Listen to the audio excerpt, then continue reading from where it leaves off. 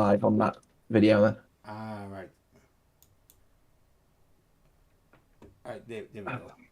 There we go. Perfect. Yep, it's live now. I can see it. Yeah.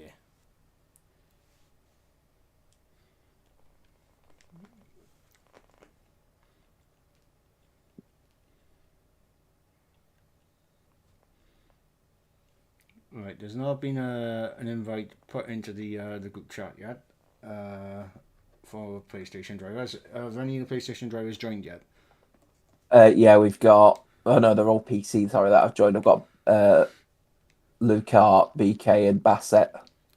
Hmm. They're in here for ABS, FER, etc. So still waiting on any PlayStation drivers. In fact, the host has just left now. Great. Oh, great. Oh no.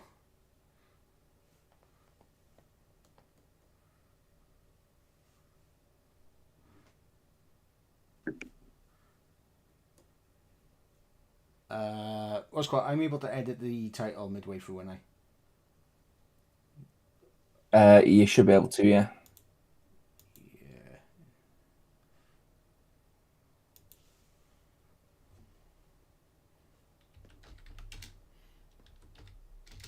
What the bloody hell is Chris doing?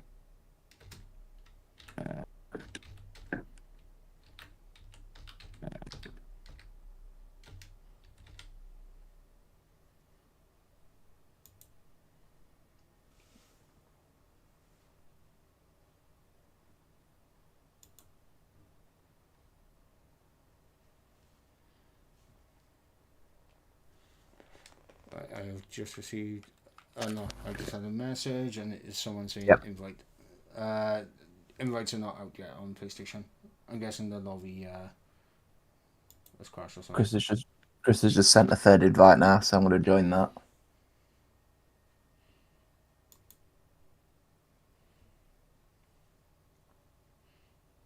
Right, let's have a look here. Who we got? Green is double points now. Yes, I believe so. What thing you're looking at? I'm looking at the race 15 Imola and the information.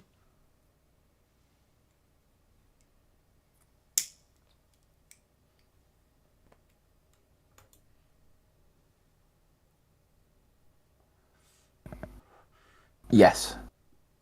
So Ecos starting from the back and XL doing their double points. Um, what is the blue?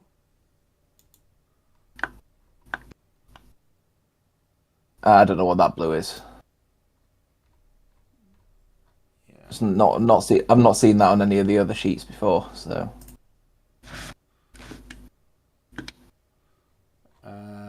Might be the host. that's a good call actually. Let's have a quick look. Might be the host because Excel. Jensen was host on like a previous one, and he had the blue next to him. Right. Yeah, that's a good call then, because Chris is the one that's been sending the invites, though, not J Cole. Though that's very weird. So have they reassigned? They might have reassigned it to him then. I'm not sure.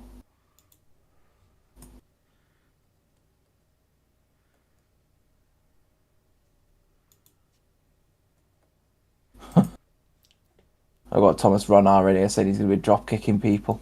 I don't blame him.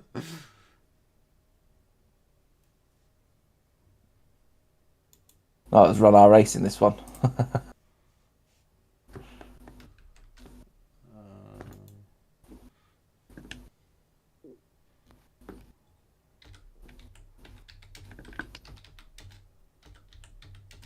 Right, got another invite from Chris. Let's give it another go.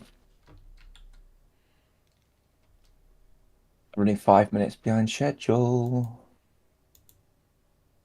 Yeah, I just run the comments chat asked if J Cole's had an invite yet. Colin's actually in the lobby, so should be sending invites to your. What's your EA ID, mate? I'll invite you if needs be. It's just I've been Mike.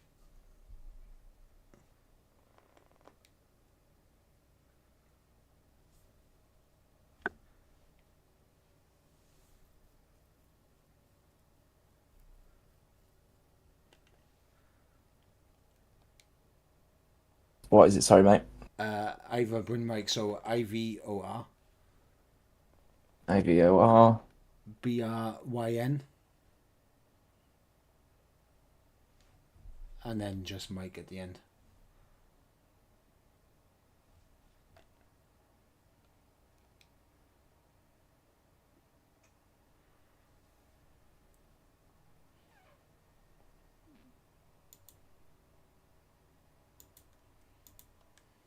AVOR. Alright, there we go. Invoice just gone out. I've just sent you a friend request on EA, so Yeah.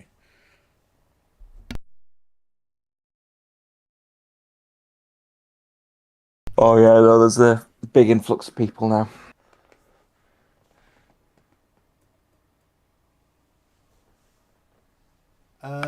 Have you? Is I got that J Cole note to take us over now, haven't I? It's up to you, mate. If you wanna, if you think you're going, Well, it saves everyone from being on the screen for too long. up to you, mate. I'm ready whenever you are. Anyway, I'll try and wake my voice up.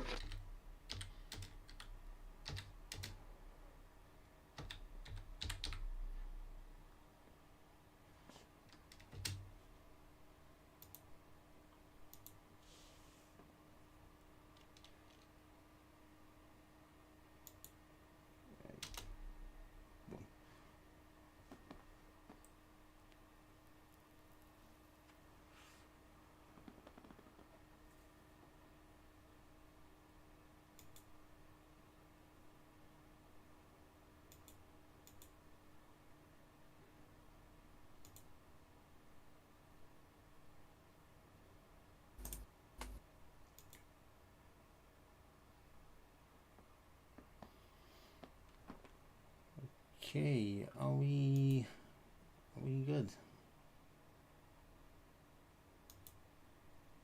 I think we might be.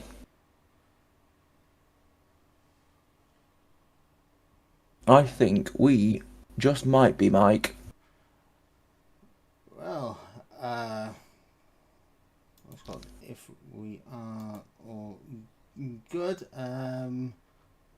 so I got the stream up and it's still on intermission.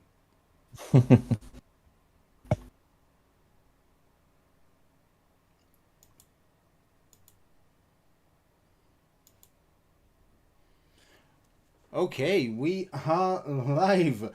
Ladies and gentlemen, we are here for the 15th round of the 24-hour of F1 charity event. My name is, of course, Michael Edwards, and joined alongside me in the commentary box for this race is Jota. How are you doing, Jota?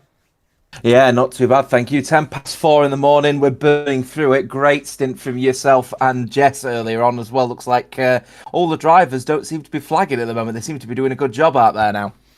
Yeah, absolutely. Obviously, the last race at Austria, we did manage to get all 20 drivers seeing the checkered flag, which is absolutely fantastic. And hopefully, we get similar again for this race. But of course, Imola, the Emilia Romagna Grand Prix, is definitely not one for the faint of heart, and it's going to be a difficult one. Obviously, those curbs very, very lethal if you take them wrong.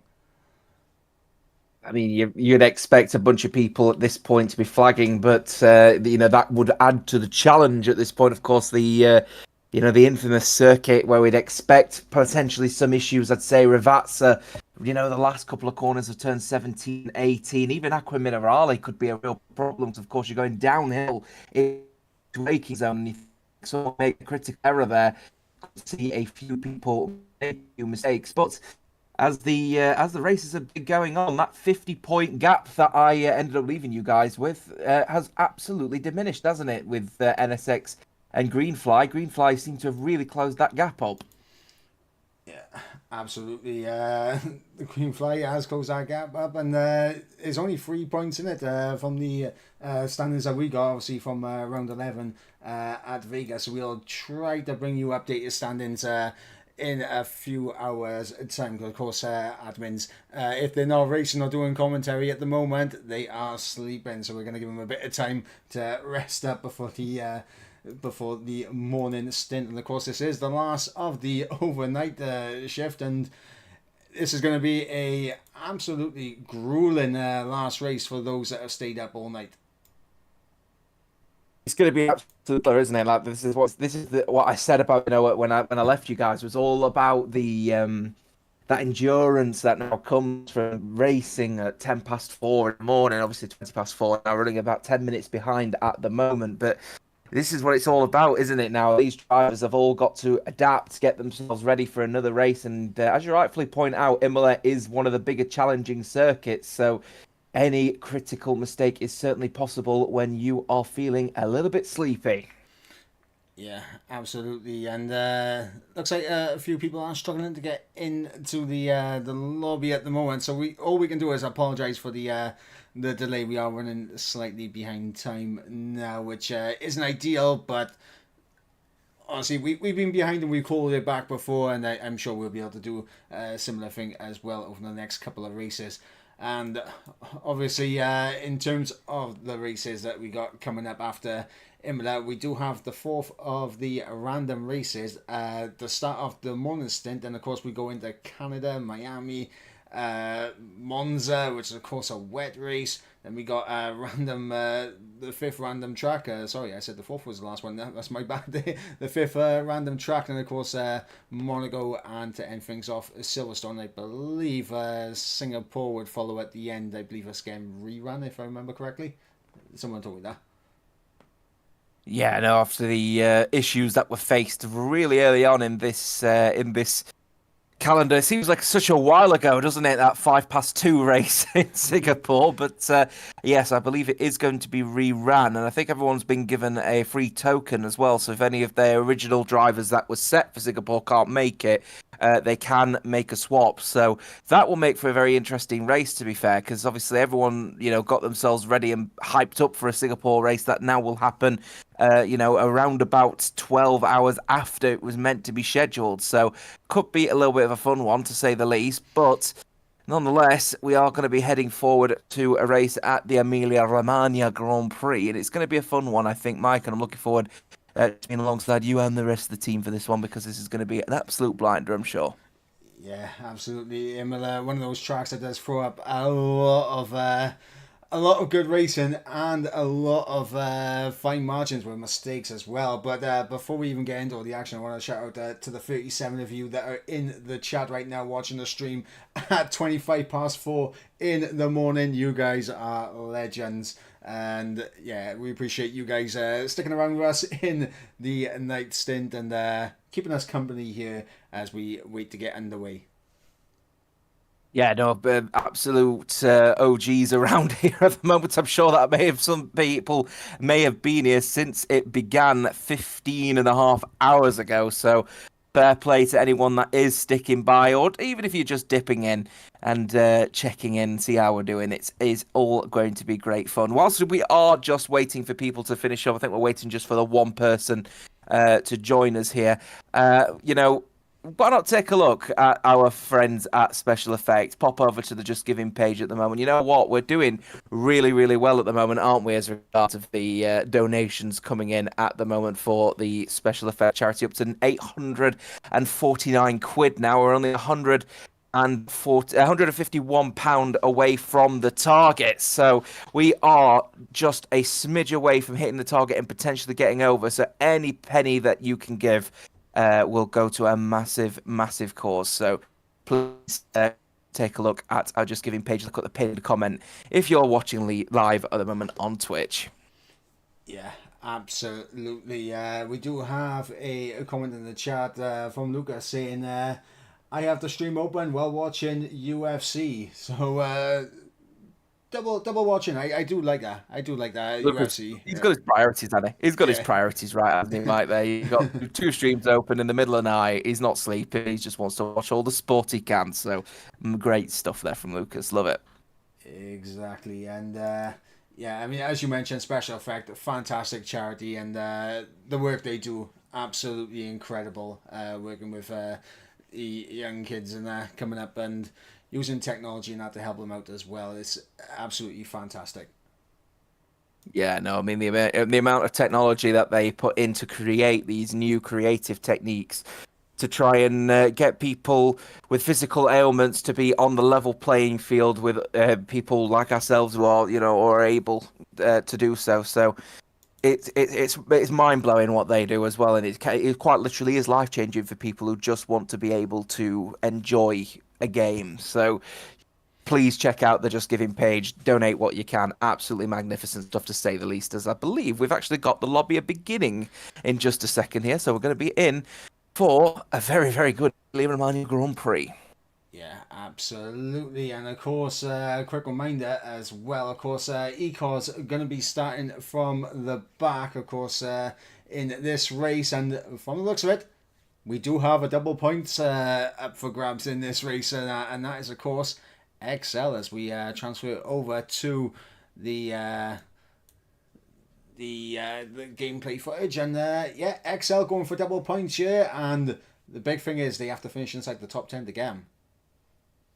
Yeah, it's going to be a critical element there for Excel because I think from what I remember of the race that I've been watching, I've been obviously watching this live stream pretty much all the way until I ended up finishing at just before midnight. So Excel have not really been up there, so they're going to hope that their best drivers out on this field are going to do the best they can around here. So they need to be within that top 10, and that may prove to be a challenge. But if they believe their hot track is this one, then maybe they are ones to watch. Yeah, absolutely. And of course, the driver going to be racing for them is, of course, J. Cole doing a very long stint in the middle of the night, and absolute legend that he is, and putting in the long hours when everyone is asleep. But we are just about to get into the one-shot qualifying right now, and we're going to see who's going to be putting it on pole position. I am on board with IRT Boomji as he comes across the line to begin a lap here around the Emilia Romagna Grand Prix circuit as we head down in towards Tamburello.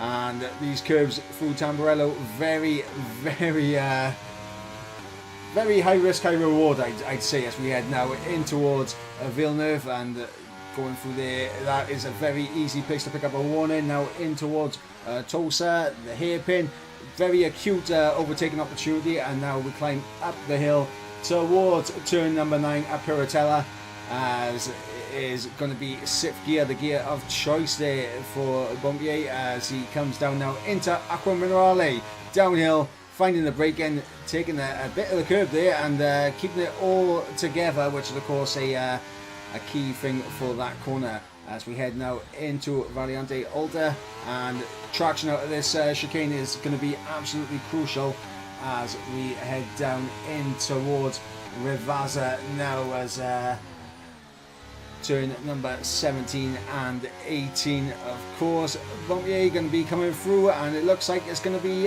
P9 for the ART driver.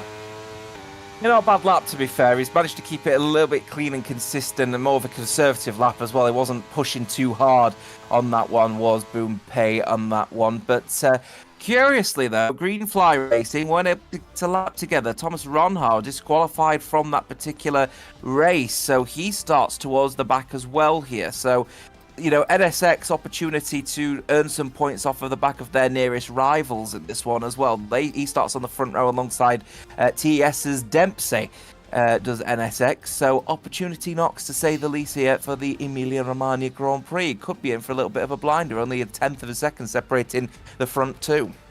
Yeah, absolutely. And a long list of people that failed to set a lap time, as you mentioned, Thomas Ronhard being one of them, Antonio being another. Obviously, Jace Ecos serving the start for the back for the Ecos team. Funky Chicken, Malted Milk, and Maximilian all going to be starting from the back as well. So a lot of drivers unable to get the lap time in when it was one shot, but it is going to be a long race ahead for all of these guys.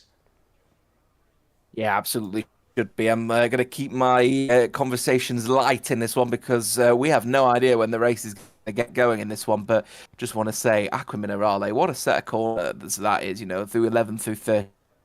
That and Maggots and Beckett's my sort of favourite set of corners by far, and it's such a pleasure to be at Imola to see Acqua Minerale. But at this time of the night, I have a feeling that could be a little bit of a hot spot for some incidents there. So I'm going to be keeping an eye out on that particular corner for non-bias reasons, shall we say? I mean, yeah, I mean, Acqua Minerale is one of those corners where if you get a good run out of Piratella, you can go for a sneaky little lunge down the inside. It's beautiful when it pays off, but it can be absolute carnage when it doesn't. And hopefully, any moves into Acqua Minerale for tonight's race will all work out well, and there'll be no mishaps here. It's going to be a critical one, that, isn't it? Obviously, going through Piratella, if you get that run through, as you rightfully point out, you can get down the inside of Acqua Minerale and go side by side, but you are going to face quite a hefty challenge, aren't you, if you're very, very tired at 4:30 in the morning in the UK. Of course, if you're in the continent, maybe even be later. Yeah, but here we go now to those 5 red lights. Lights out, and we are underway. 32 laps of the Emilia-Romagna Grand Prix awaits these 20 drivers, and a good start there from Drake Dempsey, holding on to the race leaders. Cucumber, a bit of contact with Gary and Campbell. Yeah, already a spin out there, isn't it? From looks like Ecos have ended up going for a little bit of a spin. No, it wasn't Ecos. Apologies. It was Malted Milk that's gone for a little bit of a spin by the looks of things as well in that all too familiar livery that looks just a bit like the Super Aguri times way back when. But he's now down as far as low as 17th. Dempsey getting a good start.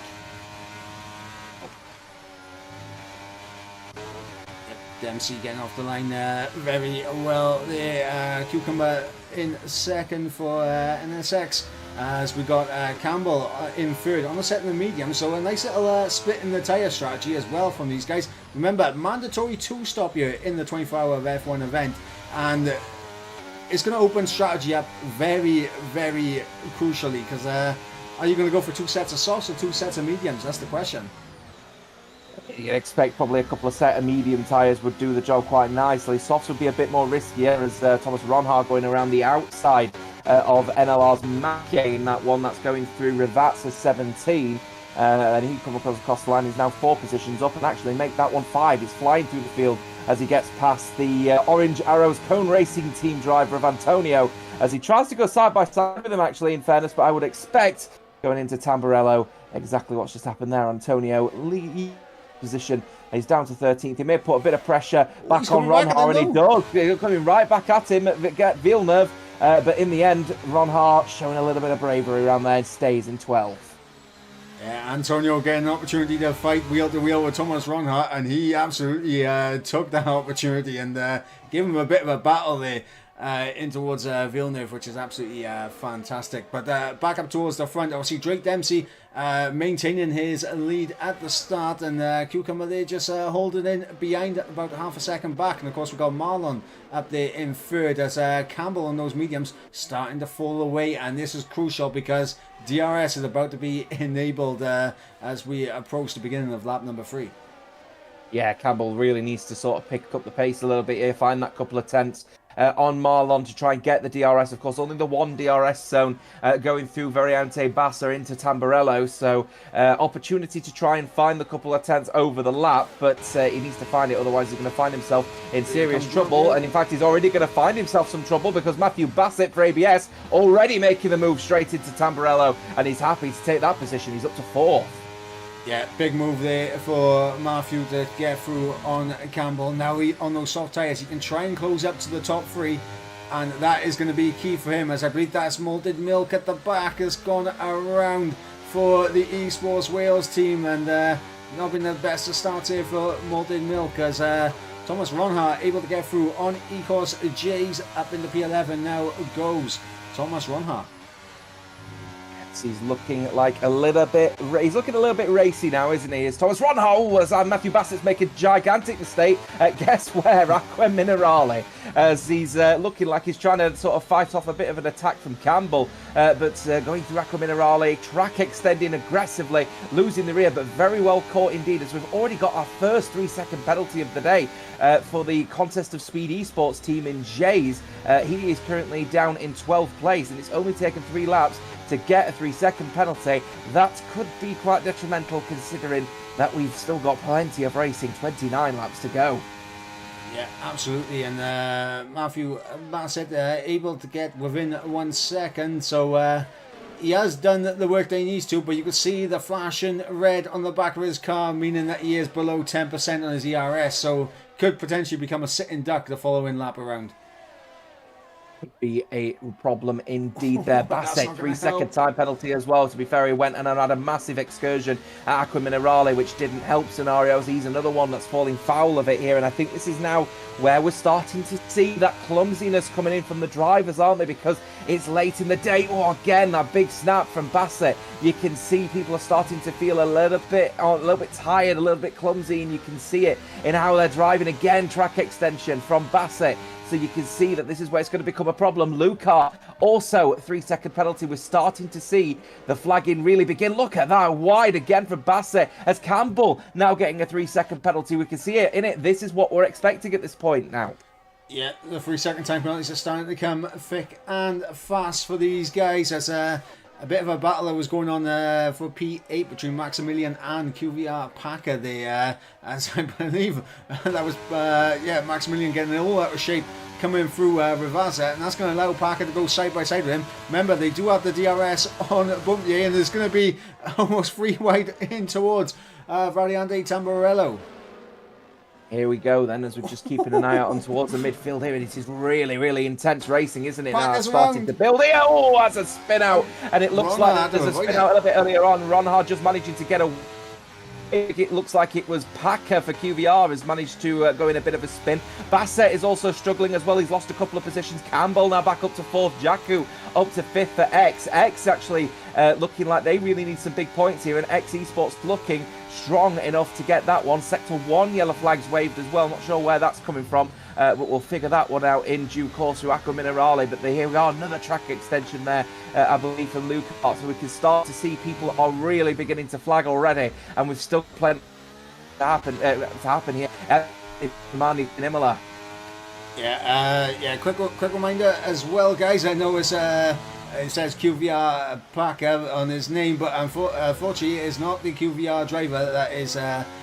It's not the QVR team that Packer is racing for. He is, of course, racing for Team Relentless here tonight. It is Campbell racing for QVR, as we're seeing Jakku getting through on Campbell. So Jakku going up into P4 for Velocity Esports Racing, and he has moved up ahead of the QVR driver. I believe that QVR Gary is back in instead of J. Cole. Of course, from what we've seen, it was meant to be J. Cole stepping in for this race, but it looks like QVR Gary is back and able to retake the race that he was unable to at a earlier point in the evening. As Molten Milk gets a 3 second time penalty. Look at this now into Aqua Minerale. Jakku on the back of Marlon, and Marlon has made a huge mistake, obviously on the exit of Tosa, as he's fallen back to these guys and away from the top 2.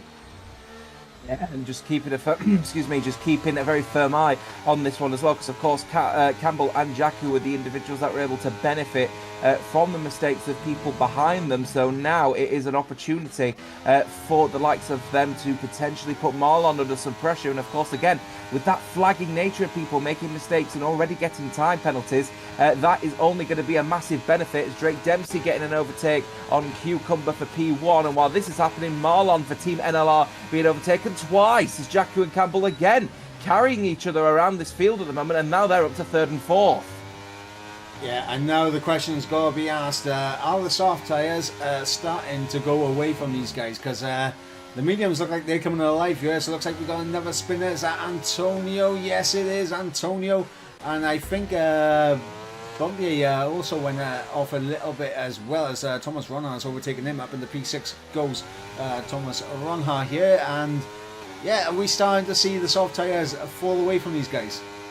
I'll tell you what, Thomas Ronhar is serious. The Green Fly Racing Stig, isn't he? He's just absolutely flying out there. And overtaking everyone like it absolutely is nothing as he goes through Aqua Minerale. His car looking a little bit more stable versus everyone else's at the moment. So obviously he's got the energy at the moment. Does the Alfa Romeo team racing kick driver, obviously racing for Green Fly tonight. Boompai then down to 7th place as he looks to try and find the gap of 3.7 seconds versus Marlon, who of course is still racing hard and will have the DRS available versus Campbell and Jacko. Was a bad corner out of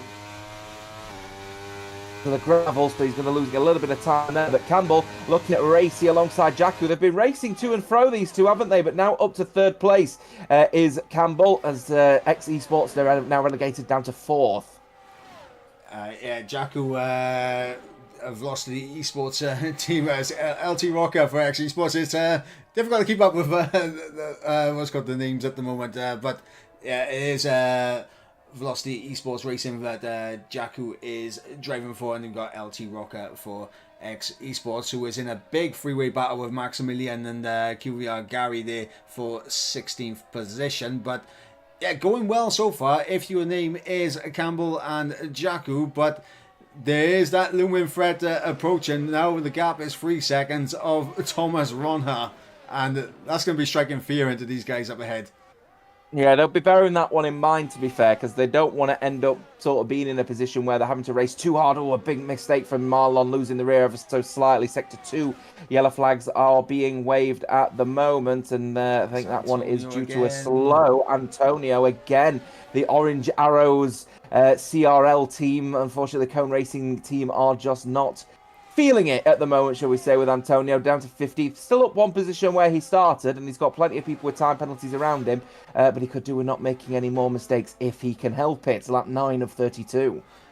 Yep, lap 9 of 32. Everything stays as it is down the DRS straight as Drake Dempsey able to maintain the race lead over Cucumber, and of course Campbell maintaining P3 over Jacko. Marlon still hanging on in there as QVR Packer picks up a 3-second time penalty for his efforts there down at the back, and a long race for Packer to try and get himself back into this, but you never know what can happen. There could be more mistakes that do happen in this race, and Packer could end up climbing the order. But right now, I mean, XL with the double points that they've put on for this race, it is QVR Gary that is down in 16th place right now.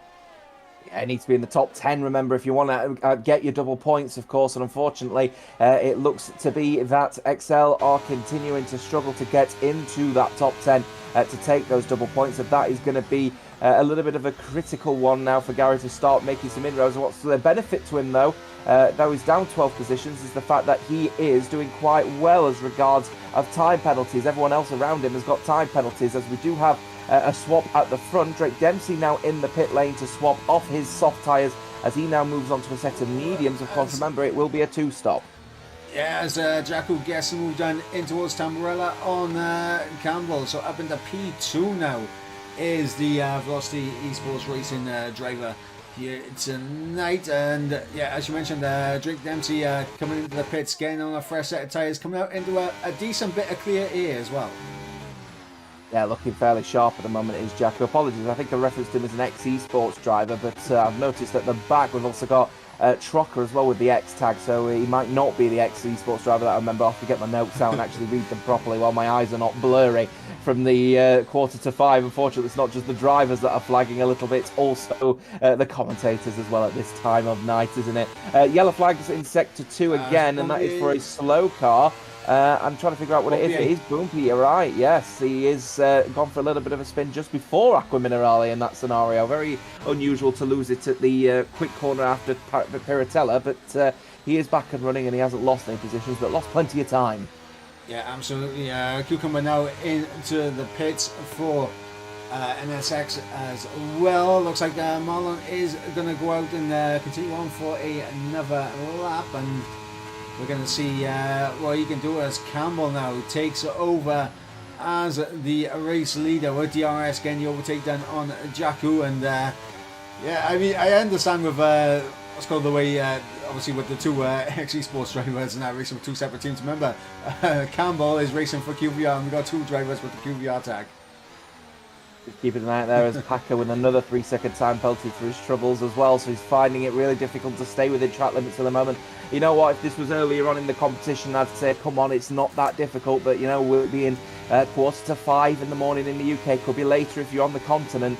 No doubt that people are going to start to feel Just a little bit tired, I think, here, Mike. But we'll see what the rest of the drivers have got under their bonnet, to say the least, as Ronha is getting perilously close now to Marlon, and Marlon will be very aware behind him. He's got a very, very quick and quite literally a world-leading driver at the moment. Yep, Ronha has closed down the gap. He's got onto the back of these four drivers right now. You see Marlon really struggling with his soft tyres. And I think, yeah, he's going to peel off into the pits. Actually, no, sorry. The top two peel off into the pits. Marlon stays out. And he's just going to get absolutely swamped by Thomas Ronho. Just gets a fantastic exit out of Rivazza. And, yeah, with DRS in the slipstream, he's just going to breeze into the race lead.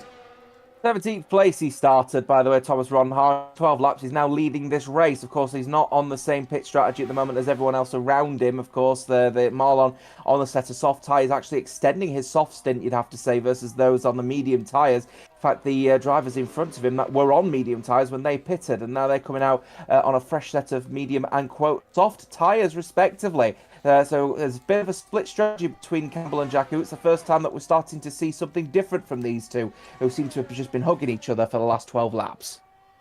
Yeah, and of course this is going to create a little bit of separation between the pair of them, especially in the early phases. You'd think Jakku on those soft tyres should be able to get clear pretty quickly with the grip of the softs versus the mediums, but later into the stint you'll see Campbell coming right back at him.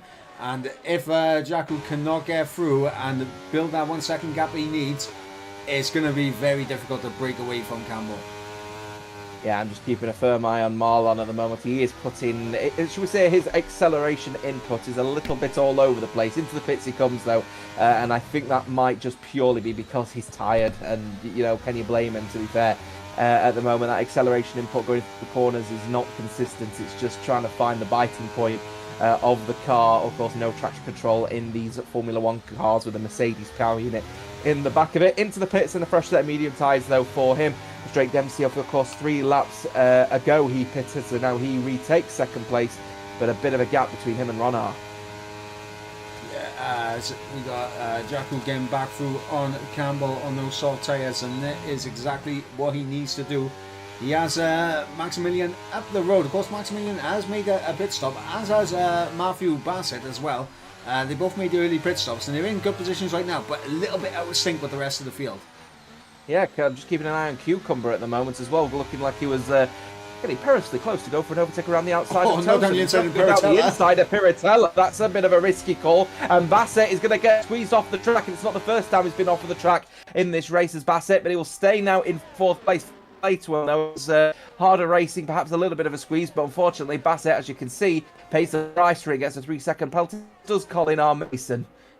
Yeah, Matthew Bassett there caught a little bit wanting in Piratella, and Cucumber gets that move done. Absolutely fantastic overtake there from the Team NSX driver, and up into P3 he goes. And this is going to be interesting now, because obviously due to the traffic that the Cucumber's been in, Drake Dempsey has managed to build a 7.2 second gap at the front, and it's going to be difficult for Cucumber to close up. But obviously, with Thomas Ronhard doing such a fantastic job in his first stint, do we think that Thomas Ronhard will be able to catch up? Because remember, the gap is 10.8 seconds between Dempsey and Thomas Ronhard. And then with the time lost in the pit window and traffic to get through as well, it could be Drake Dempsey taking victory here. Yeah, that's the thing, though, because I'm just keeping an eye out on that gap between not necessarily involving Drake Dempsey, and this is no disrespect to the man who's showing some serious pace out there, but it's about the gap between Cucumber and Ronhar at the moment. Gap is 17.8 seconds, and it's a pretty short pit stop round here as well. I'm not 100% certain that if Ronhar were to pit right now, Cucumber may come out in front, or if he does, it will only be a small margin, and that is the last thing that NSX kind of need. Of course, NSX and Green, and there he is coming in now. So this is, I think, Thomas Ronhard, knowing that he's going to lose time now versus Cucumber, has decided he's going to pit. He makes that pit stop. Likely looks like he is going to be able to get it, but it's right at the end of the pit lane is Thomas Ronhard for Green Fly, and then into the pits for a fresh set of soft tyres. Cucumber is just coming through Variante Bassa turn 1 right now. Ronhard just about to leave the pits. There goes Cucumber, so the gap was sufficient enough in this one, but Ronhard now on a fresh set of soft tyres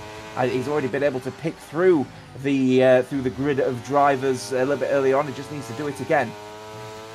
Yeah, it comes out in P8, about a second off the back of Marlon, but on fresh softs, he'll close that gap up very, very quickly. And it's about carving his way through the field to try and close up to Drake Dempsey over the course of the next 17 laps, that is. But I'm coming on board the battle for P3 right now with Matthew and Maximilian. Both have time penalties to the name. You got Jakku in behind as well as Campbell, so a nice little four-way scrap as we head into Aqua Minerale here. People in the comments here, Cameron asking the question, can we have an ERS check? Now, if I was the lead commentator on this one, personally, it would be a no. We don't do that kind of thing here because, well, let's be candid, it's going to give other people an opportunity to understand how their opponents are driving. But you do want a little bit of an inkling. Everyone at the moment is on around about a similar amount of ERS, except Campbell and Marlon. Campbell a little bit higher than everyone else, Marlon a little bit less than everyone else. Ron Har, of course, just using overtake now because he's got to the back of this queue of drivers, and it looks like he's going to already be making inroads. It's only taken a lap to get on the path of Marlon again. And look at that one, immediately making the inroad, and look in front as well as going three wide potentially, going into the corner. A big slap ball straight into him, and Ron Har's been able to make some big overtakes immediately as a result of that one. But three wide going into the Variante Tamburello is not going to work. Oh my goodness me, right to the back for Lucas and Jakku. Really, really close racing, but this is the clumsiness that we're expecting this half into the race. Ron Har getting squeezed ever so slightly against Campbell as well. Yeah, Campbell and Ron Har going toe wheel to wheel. Ron Har does get through. My God. Free wide, and look at that into Aqua Minerale. He's done it before the entry in the braking zone as well. Thomas Ron Har now up into the podium position as Matthew Bassett there taking an alternative line on the exit of Aqua Minerale. 3 second time penalty for him, and yeah, Campbell now coming through. It looks like he's struggling. Drake Dempsey with a 3 second time penalty. How crucial could that be come the end of this race? But my God, it has absolutely all kicked off here on lap 16. Yeah, halfway into this race now, people starting to really feel tired as we approach the 5 o'clock mark. Marlon limits Basso equally also struggling now. He comes into the pit lane to chase his medium tyres because, of course, it's a priority 2 stop in this one here. Curiously, Campbell is not using the DR. He has, so whether I think DRS fault of some kind because he did have the DRS available to him, but it was. So Campbell's struggling with DRS issues at the moment, but Thomas Ron Har, 6.2 seconds back, fresh set of soft tyres on him now with a bit of clean air now as a result of all those errors happening in front of him. So what happens when you go 3 wide at 5 a.m. around Variante Tamburello? It ain't gonna work. Yeah, absolutely. And one of the drivers that did suffer from that 3 wide moment is, of course, Jakku on those soft tyres. And because of it now, he's been overtaken by the person that he's been battling for this entire race in Campbell. And also he's been overtaken by Marlon as well. And he's 1.3 at the back and going to be under pressure from Maximilian in behind. But has a nice little cushion back to QVR Gary, who's under a bit of pressure from NLR Mackie for P8. Just keeping an eye on Cucumber as well, of course. He's going to be trying to maintain that gap to Thomas Ron Har, of course. This is not just something that needs to keep an eye on. Look at that fastest lap as well with a 15.7. It is critical here for Cucumber to try and stay in front of Ron Har if they can help it, because I think they're going to be on match tyre strategies by the next pit stop, where they'll be both on a set of soft tyres. So pretty critical that Cucumber stays in front of Ron Har here and obviously tries to maintain and build the gap versus Green Fly, because NSX at the moment I think are going to be a set of drivers that potentially are going to be fighting it out for the title as we get to the latter end, of course, of this 24 hours of F1. Yeah, absolutely, and it's all going to be about the consistency of the NSX drivers and how they cope, especially when Ron Har's racing. Can you limit the damage that can be done in terms of the point gain for Green Fly? But Cucumber right now doing a very good job. Currently slightly closing in on Drake Dempsey. Drake also picking up a 3 second time penalty. So potentially now in Cucumber's mind, maybe thinking about an undercut on Drake Dempsey to try and close that gap a little bit more. Yeah, gap is 6.8, but of course, if you take the 3 second penalty into account as well, that's obviously drops to 3.7 now as it currently stands. So something to watch. If he's slowly finding time on Dempsey at the moment, he may elect to just hold on here and just try and maintain the gap and then close it down where he can help it here. Yellow flags wave, and that's for a slowed down car just going through toast. The looks of things, as it looks like someone towards the back. I believe it might be Funky Chicken, if that is the situation here. As we've got a little bit of scrapping happening for P8 at the moment. Looks like an overtake for P9 actually, as Luke Hart is actually coming to the pit lane to do his second pit stop. So second pit stop's now starting to come into the equation. Yeah, absolutely, and of course we will have a look at the pit stop, see who has made a pit stop so far. So the only drivers that so far that made both of their pit stops are, of course, Matthew Bassett, Maximilian, and of course Funky Chicken at the back. Everyone else has made one pit stop so far, lap 19 of 32. Here's Drake Dempsey leading the way. 9-lap-old mediums, Cucumber coming in second place, being chased down by Thomas Ronha, who is in third place on a set of 4-lap-old soft compound tyres. Just keeping an eye out as well, of course, on Team XL because of QVR Gary at the moment. I believe Team XL driving Ryan saying that Mike is the situation now into the top 10. So that would be the greatest scenario for them, because that means, of course, that they're going to get the double points that they're looking for. Yep, as Campbell with DRS overtakes Marlon for P4, getting through as Matthew Bassett picks up another penalty to his name. So we are starting to see, obviously, the later we go into the 24 hours of F1, the warnings and the time penalties starting to accumulate in a few of these more recent races. Be careful for a little bit of a half spin of some kind. He's in fact at the edge of the pit lane. I'm not entirely sure. He's gone past. Oh yeah, he is in the pit lane apparently. Which is very odd. But yeah, your time penalty situation from top to follow. 336. So it is pretty aggressive when it comes to the time penalty scenario at the moment, and I'm sure Drake Dempsey will be hoping and keeping all fingers crossed that Cucumber makes a mistake of some kind himself as well. But at the moment, him and Ronha are looking like they're the cleanest drivers out there at the moment as regards of the keeping the car within the track limits. Sorry to get in, Maximilian getting through on Malted Milk down the inside in towards Piratella. Job done there as Thomas Ronha gets up into second because Cucumber into the pits, and this is going to be interesting. Is it going to be a set of softs or a set of mediums for the NSX drivers? We're going to stay on board and see what tyres he's going to go on. And it's going to be fresh mediums to the end. Yeah, fresh mediums. That's a bit of a bold call from Cucumber. He's obviously trying to play it. Though looks like a mistake from Marlon coming straight across, isn't it? Going through Tamburello and just absolutely straight lining it. So again, we're starting to see these mistakes really begin to occur here. And I think you're in for an absolute blinder for the next race here if anything has got to go by. Because this tyre of the driver's pretty aggressive here, as Funky Chicken is also moments as well. Looks like he's disconnected from this race, which is just going from bad to worse there for the driver representing the team CSL. Yeah, not ideal for Funky Chicken, but I tell you what, lap 21, it has been asked for in the chat as well. Let's have a look at the ERS usage. Obviously, we are 21 laps into the race, but let's have a little look. So up at the front, as Drake Dempsey comes into the pits, he's coming in with around about 50% battery. Ronha has depleted all of his battery, but I mean, he's just got natural pace anyway, so he'll be able to climb back through. As we got Campbell on 40%, 35 for Marlon. Mackie currently on 30%, 65% for Cucumber. Obviously going for an undercut, and we're actually going to stay on board with Cucumber to see how close he is to Drake Dempsey here, as Drake Dempsey will be coming out of the pits. He's on a fresh set of soft tyres, is Drake Dempsey, so it is going to be an interesting one coming the end of the race. So soft tyres will fall off, and the gap is around 5 seconds.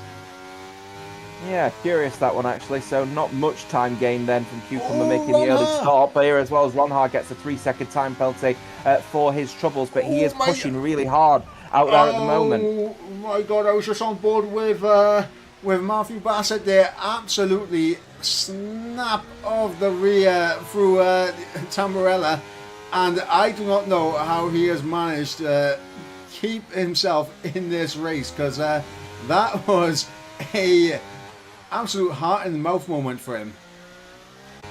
Yeah, it looked like a bit of a spin out that, didn't it? A big snap of oversteer, but this has been something that we've been unfortunately witnessing from Bassett throughout this entire race for Team ABS. They're currently struggling at the moment, I think, with a bit of exhaustion perhaps coming from the driver. QVR Gary, by the way, fresh set of medium tyres to the end of this race in a really good position, you'd have to say, to get the double points for Team Excel. Campbell in the pit lane to get rid of his medium tyres. Dempsey on a fresh set of soft tyres versus Cucumber on the medium tyres is hoping that obviously that the medium tyres are going to last the distance and the softs don't. Bassett, another 3-second time penalty for his troubles, as well as Lucart as well for the Team FDR driver. That is Lucas. He's be represented somewhere else, I think, in this scenario. But is bitterly close at the moment between those runners, and I'm just keeping a very firm eye on Thomas Ronhar at the moment, because I was under the impression, with him burning all of his ERS, that perhaps he was just trying to get through to the next lap and then pit, but it looks like he stayed out another lap.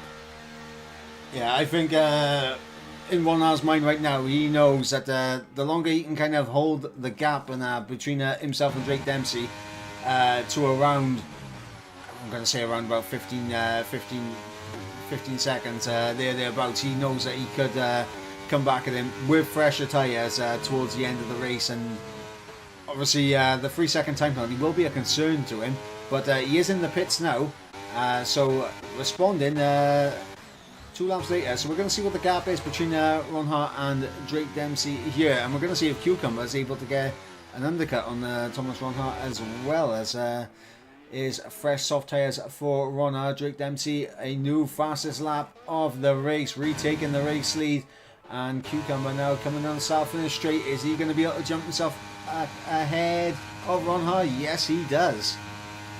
Yeah, gap was always going to be somewhere in the region around about 12 seconds, I suspected. It's going to be a little bit less than that, I think, coming out of the pit lane. Of course, the tyres are warm up as well, so that will obviously contribute, but around about 12 seconds I thought would be the gap between Ronhar and Dempsey. Cucumber, though, getting that jump on Ronhar is critical, but he's going to have to hope that those medium tyres do come on versus the soft tyres towards the end of this race, but it's only going to be an 8-lap stint for the drivers. Quite easily go the distance on those, as Bassett another 3-second time penalty for his troubles. Bassett is really struggling out there now, up to 18 seconds worth of penalties. His nearest rival on those regards of penalties is actually the Contest of Speed esports driver Jay's up on 12. Yeah, it's all gone out the window now for Matthew Bassett, doesn't it? One too many mistakes, and I think now he's trying to have a bit of fun out there as he overtakes Antonio there for P17. But yeah, the time penalties and this small mistakes, and they do come back to bite you.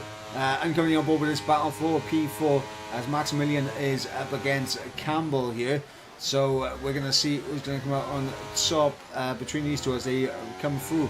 Vaza again, and such a good run there from Campbell, representing the QVR team, as he's just going to draw alongside with DRS. He's just going to pull ahead, and it's P4 there for Campbell.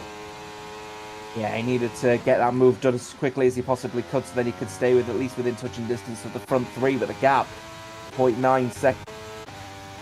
A little bit too much, to say the least. Cucumber, though, and the only person within the top 5 without a time penalty to his name, so we'll hope that if the medium tyres do sort of come back to him versus the rest of them on soft tyres, which should burn out, and that one potentially take points off of Ronhar, Campbell, maybe even Lucart, as well as Bassett, now up to 21 seconds worth of penalties. Yeah, but he has managed to secure a fastest lap. We might have to question the validation of the fastest lap, though, with the time penalty accumulated. But yeah, I mean, battle going on for P12 right now. A nice little freeway battle between LT Rocker, Bumpier, and obviously Malted Milk as well. And so it takes a little scrap going down for P12, and it's what we like to see. We like to see battles up and down the field, as we got Marlon now closing to the back of Maximilian. We'll have DRS, will be on his battery as well, using it as he draws alongside. Up into P5 goes Marlon, and now it's all about trying to close up to Campbell in this race for him. Yeah, Maximilian further as well for the absolutely wonderful that one is, and I'll keep mentioning it as well. Absolutely gorgeous. Looks like a one of those familiar sweet wrappers that maybe you tucked into as a kid. It's absolutely beautiful. He's up in 6th place at the moment is Lucar, but unfortunately with time penalties all around, he's going to end up struggling, I suspect. Gap to now under 1 second for Thomas Ronhar versus Cucumber, by the way. Curiously, Cucumber, for some reason, is ghosted on my... Oh, no, pardon me, that is AI by the looks of things. Yeah, Funky Chicken is disconnected. I'm not sure if he managed to get himself back into the lobby, but Funky Chicken, of course, disconnected. And there we go, that answers the question right there, as he rejoins right now, as he's about to get lapped by Thomas Ronha. But importantly for Ronha is the fact that Cucumber was able to overtake the lap car before DRS, and of course it does mean that he won't have DRS to protect him yet. Yeah, no, Thomas Ronha, though, is just creeping at the back of Cucumber at the moment. That was the QVR quote-unquote driver list. In this one, Matthew Bassett, 24 seconds worth of penalties. There's a risk of disqualification now, is Bassett. He needs to be careful here, because if he gets disqualified, it'll be nil point entirely here. Oh, he's getting squeezed onto the grass there from Cucumber, but Ronha able to show a little bit of bravery and makes the move going into the corner of Piratella. So in the end, he had that bravery, went on the grass, but the soft tyres working the treat for Ronha, now up to 2nd. Yeah, the gap 6.8 seconds between Ronha and Dempsey. And this is going to be a very intriguing end to this race. Lap 27 of 32. Drake Dempsey leads the way, as a time penalty to his name. Thomas Ronha in 2nd place, 6.5 off the back, also with a time penalty to his name. And potentially might have just picked up DRS off the lap car. We'll have to wait and see if that rear wing pops open. Yes, it does. Yeah, he has as well. That's really, really helpful in that battle with NSX at the moment, who, of course, are just trying the hardest to now use DRS to stay within touching distance of Ronha. Of course, they're expecting that the distance is now done and dusted, because, of course, the second pit stop has now happened. So he's going to have to hope that the soft tyres fall off a cliff within the next couple of laps, or I have a sneaking suspicion Ronha is going to drive into the distance. The only saving grace, though, for Cucumber at the moment is that he still doesn't have a time penalty. So if he can stay with at least 3 seconds of Ronha, he'll take 2nd place right back, but he's got 4 laps to do it in. And on old medium tyres versus relatively fresh soft, that is a tall order. Yeah, that it is. So, quick reminder of the ERS at the moment. Obviously, lap 28 of 32. This will be the last time I check it before the end of the race. Drake Dempsey currently on 35%. Thomas Ronha on 6%. Using a bit on the exit of Alta there, as Cucumber there on 19%. As Marlon's on 19 as well. 37 there for Campbell. 30 for Maximilian in P6.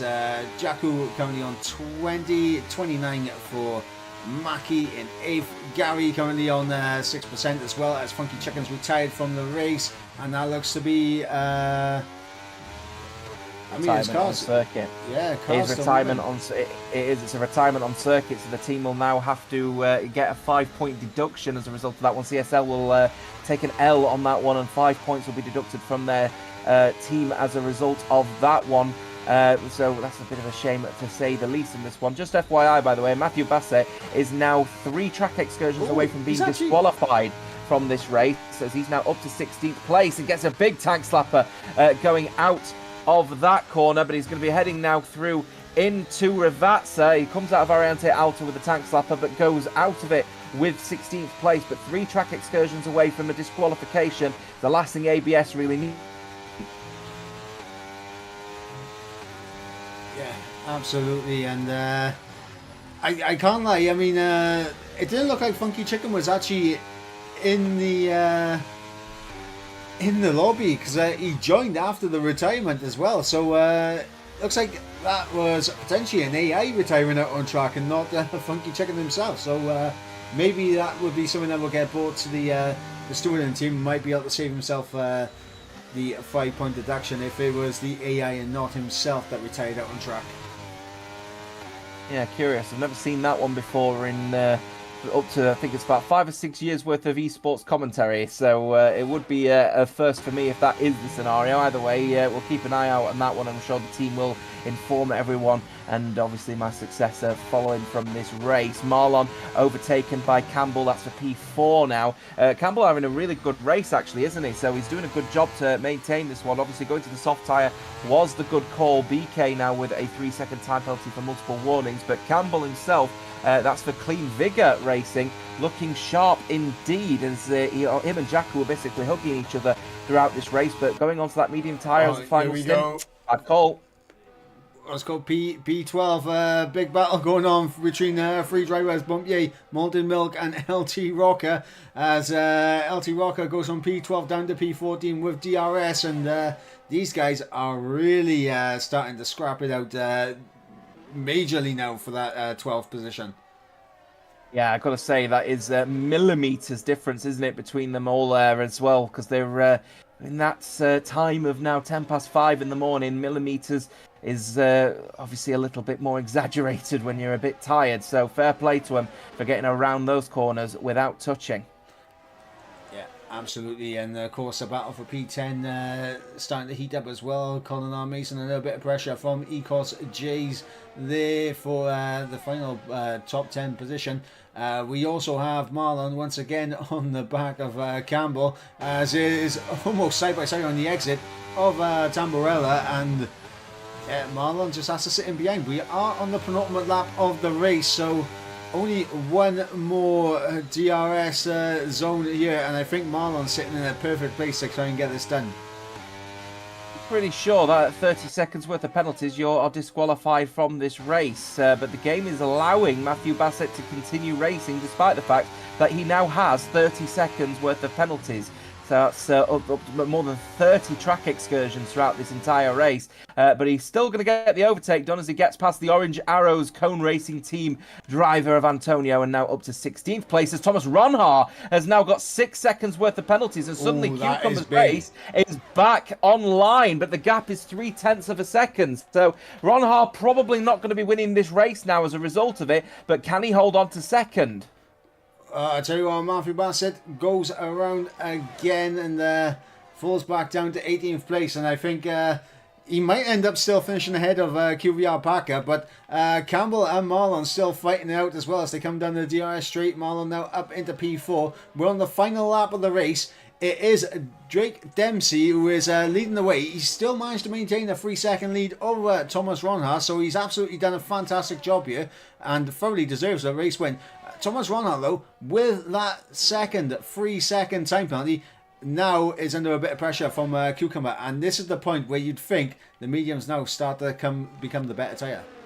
Yeah, potentially. We'll have to see. Gap is exactly 6 seconds, though, as it looks like towards the front, Dempsey is going to be taking the race victory. Out of all things, we weren't expecting the Thomas Engie sim racing driver to potentially take the race victory here. But after all of that one, Mike, in the end, Dempsey is going to take the race victory here at the Emilia-Romagna Grand Prix. And it's a great victory here as Thomas Ronhar comes across the line. Gap is exactly 6.0 seconds, and it was a poor final corner from Cucumber. He's out of fuel as he comes across the line, and that is disappointing stuff for NSX, who are going to points in the end to Green Fly. NLR Marlon is going to finish in 4th place all the way around. Oh, Dempsey is actually DNF from this race because he's actually left the session, but he does keep his position of P1 in the end. So don't be discredited there, as Thomas Ronhar hasn't won the race here tonight. Jack, who finishes in 5th place now as a result of those time penalties being applied. He hasn't got a single time penalty to his name. Great effort indeed from Mackey. Colin R. Mason will finish, get the double points for Team Excel as well. Great effort from him. And in the end, Matthew Bassett, let's be perfectly candid on this one, he probably checked out of this race about 20 laps ago. 30 seconds worth of penalties. He spun twice on this final lap, and I would be expecting donuts from him at some point. Yeah, and we're going to jump on board with Matthew Bassett, and let's bring up the penalty situation there. Proof, 30 seconds of time penalties here for Matthew Bassett, and it's a miracle he's still driving and not disqualified from the race, but he is going to see the checkered flag here in Imola with 30 seconds of time penalties. 32 excursions, by the way. I just had a quick look at the race director. 32 excursions off of the circuit throughout that race with Matthew Bassett. He definitely checked out a long time ago, and I think he's probably going to be telling his team, I really, really need to go to sleep now, boys. Sorry. He's obviously quite tired at the moment here at 5:15 in the morning here in the UK, of course, later if you are watching from the continent. So, in the end, it will be a top step of the podium for what was, in the end, what it going to look like Thomas Ronhaar, but of course, he finishes in second place because the race victory actually went to the drivers at forgive me, I've completely forgotten. I think it's Thomas Engie Sim Racing, Drake Dempsey, isn't it? Yep. Who won the race in the end in that one. So he'll be well happy with his performance. That's to say the least, as Thomas Engie getting some big points, 25 of them for the team. Great effort that one, Mike. Actually, good race that one.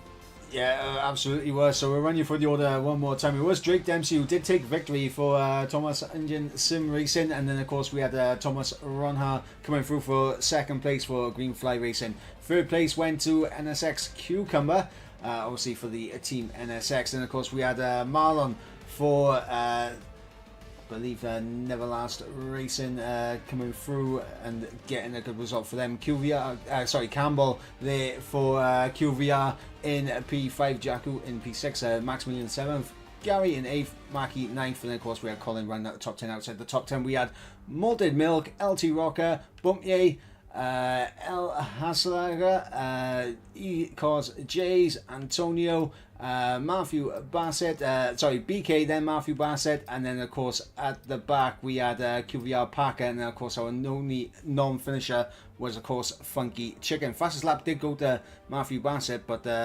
potentially a bit controversial with the time penalties accumulated on that lap.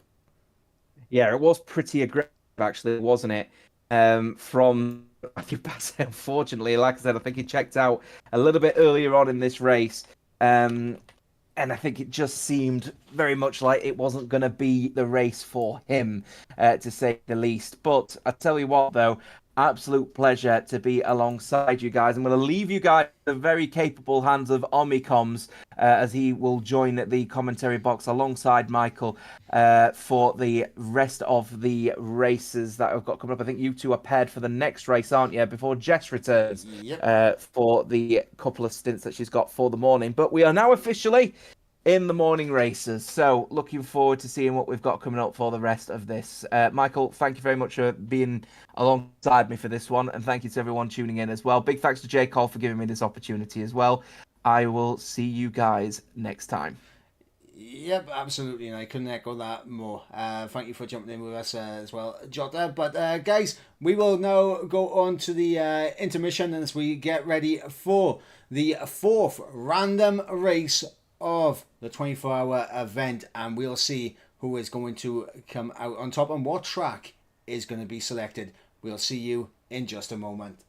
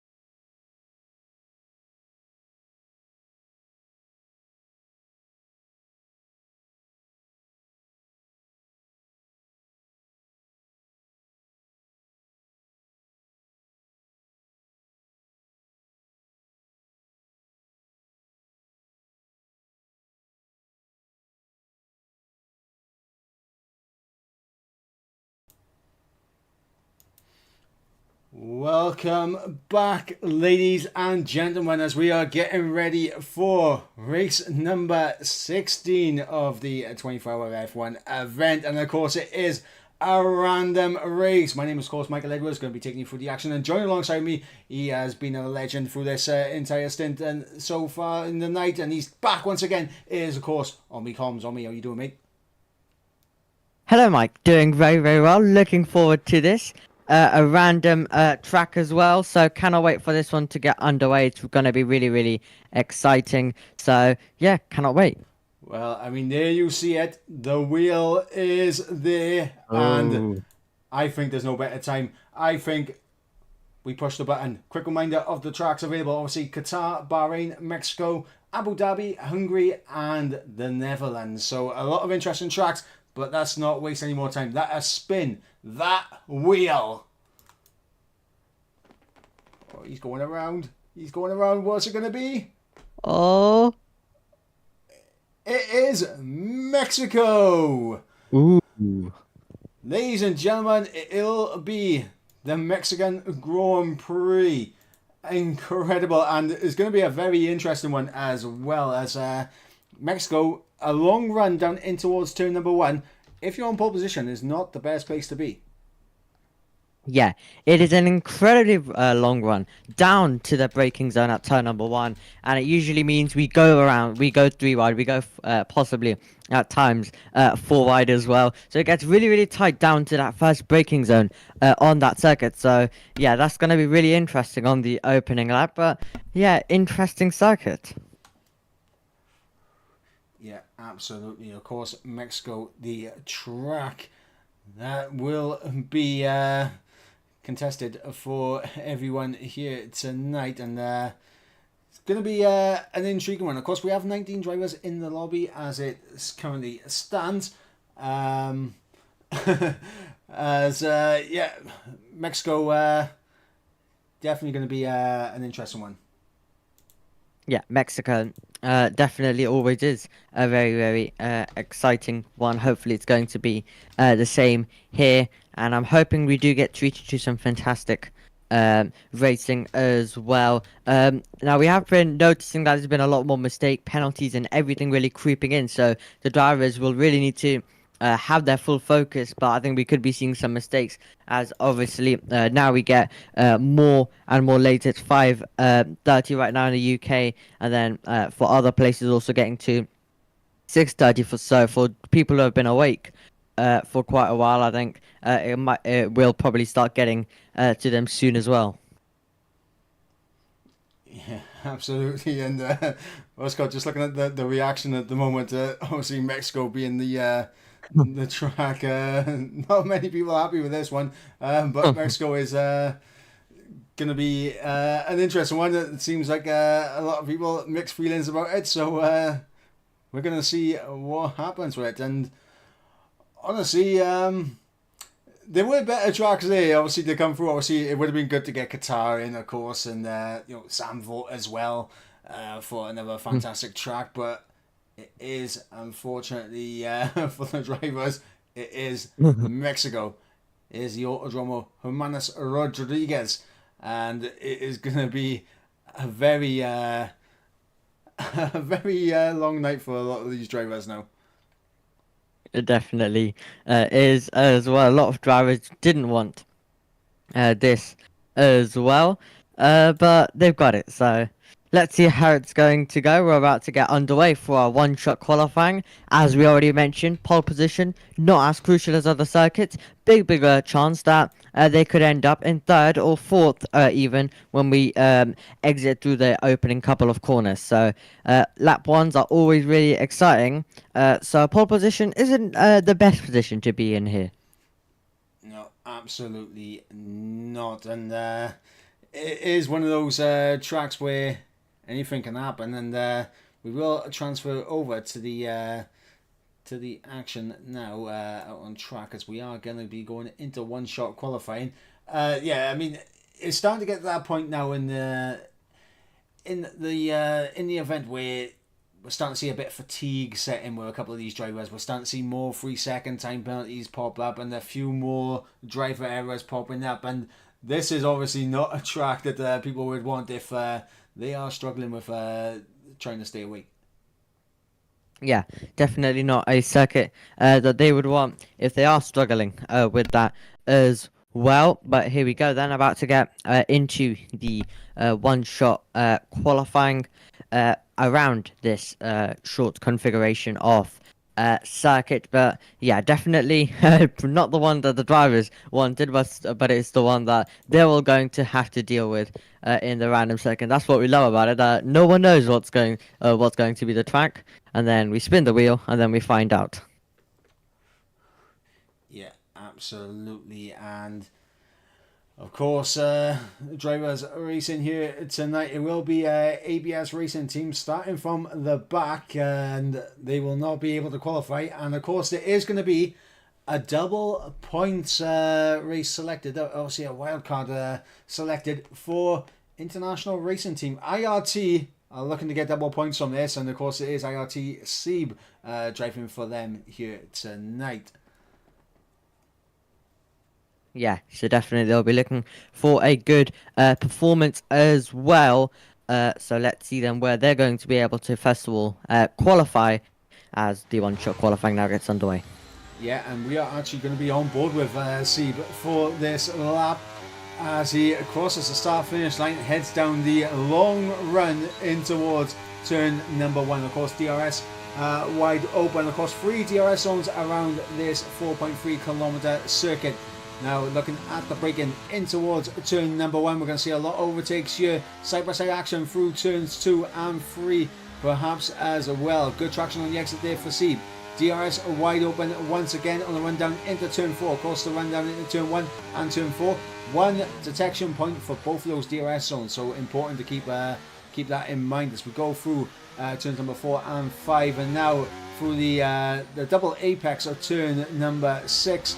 As Matthew has joined the session and has left the session again as we head into the S's, where it is so crucial to make sure you do not take too much of those curbs. So those curbs can really bite you, but they do release you onto the third DRS straight, running down in towards turn number 12 as we run through the final couple of corners now in the stadium section. And of course through the final corner of turns 17 and across the line, Seeb will come, and it's going to be a 16.6 for him, puts himself P6, but a lot of people invalidated the run as well, which is unfortunate for them.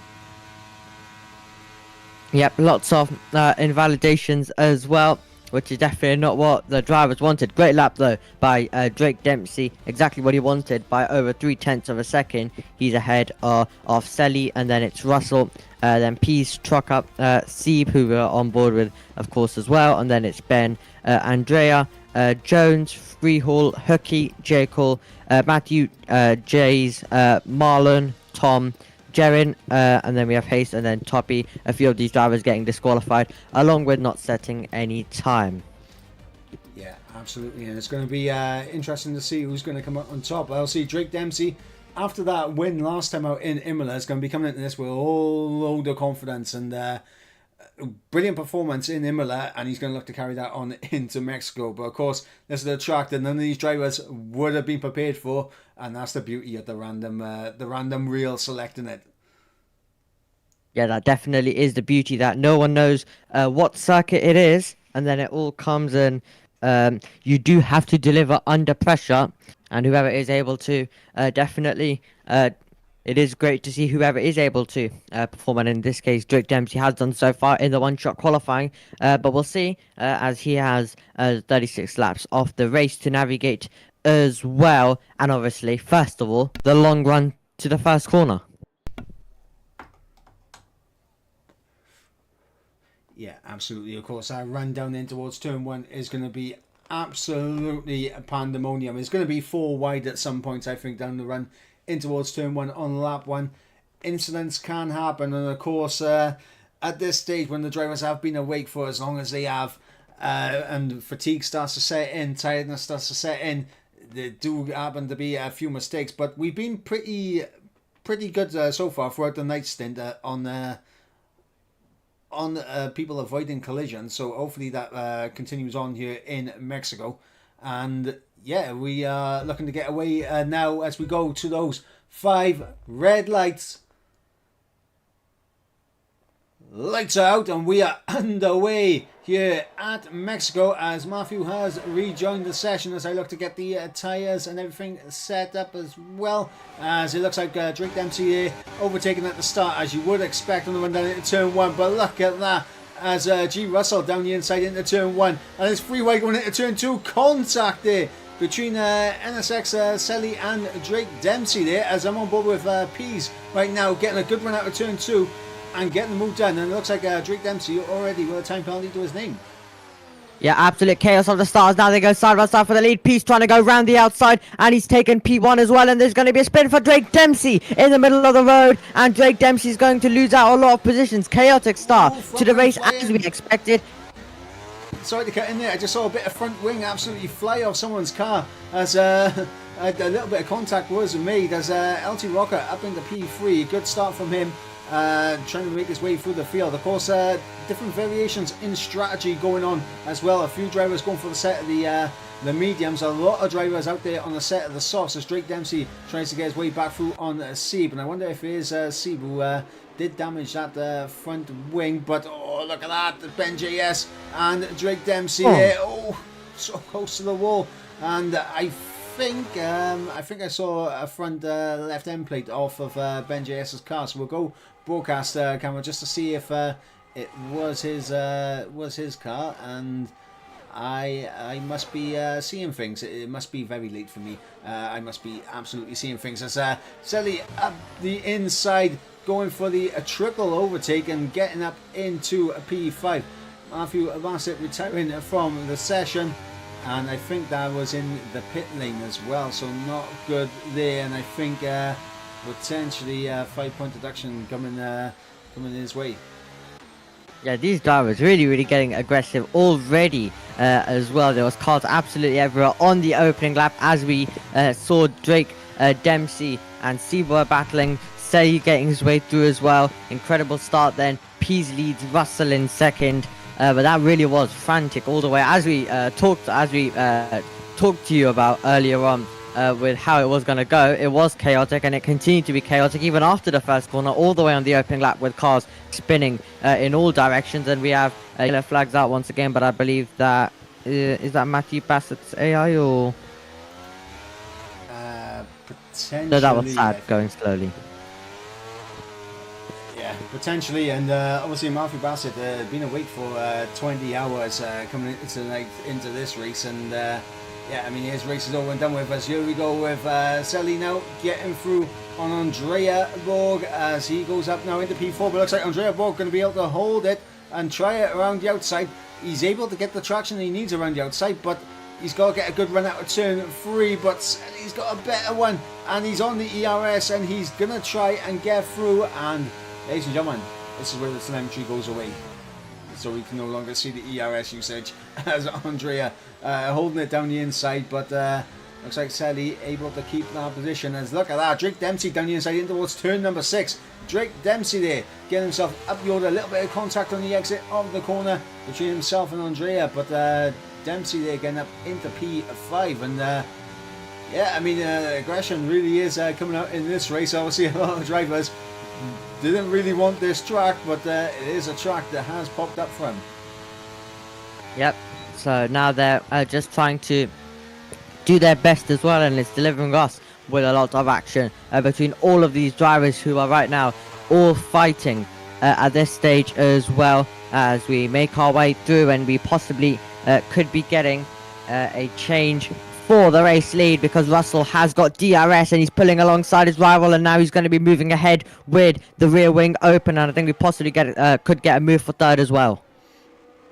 Yeah, absolutely, as G. Russell takes the lead of the race, and then NSX Selly gets himself up into P3 ahead of LT Rocker, and he's under pressure immediately from Drake Dempsey, who's going to be on the battery in the slipstream. He's going to look to the outside now for turn number 4 as we run down, and he's going to outbrake LT Rocker, get that move done, and up into P4 goes Drake Dempsey.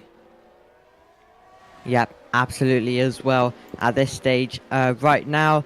So as now he tries to make a bit of a comeback after getting that pole position by a few tenths, losing out on a chaotic opening lap, and now he's trying to fight his way through, but with drivers who are being incredibly aggressive as well. Now let's see how this move's going to go. He might just want to sit behind, because if he passes, there's a big chance he'll be repassed by Selly, because there's a long straight coming up, and that's the straight that he would like to make the move. And also do remember that Drake Dempsey will get DRS for both straights, because it obviously runs under one detection zone as well. So always useful to make the move on this straight, so then you also get it on the second one to kind of pull away as well. Yeah, absolutely. As Drake Dempsey not going to be close enough. Actually, not saying that, he's had brilliant overspeed as we run down to the latter stages of the straight. I thought he was going to be a little bit too far back, but he is able to get down the inside. Up into P3 goes Drake Dempsey, and he will have DRS once again to try and pull away on the exit. You see the flash of red on the back of Drake Dempsey's car, indicating that he has less than 10% battery. So they've depleted their battery nice and early, making these moves happen. But it's not going to help in the long run.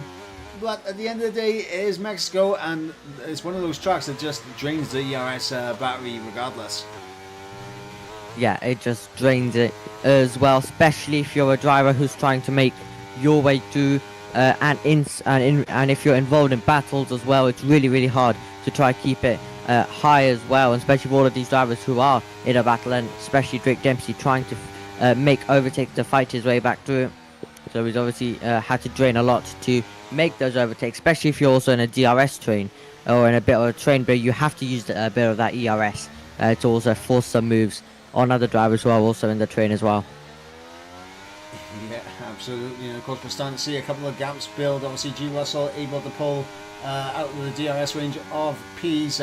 Drake Dempsey closing up 1.4 off the back of Pease now.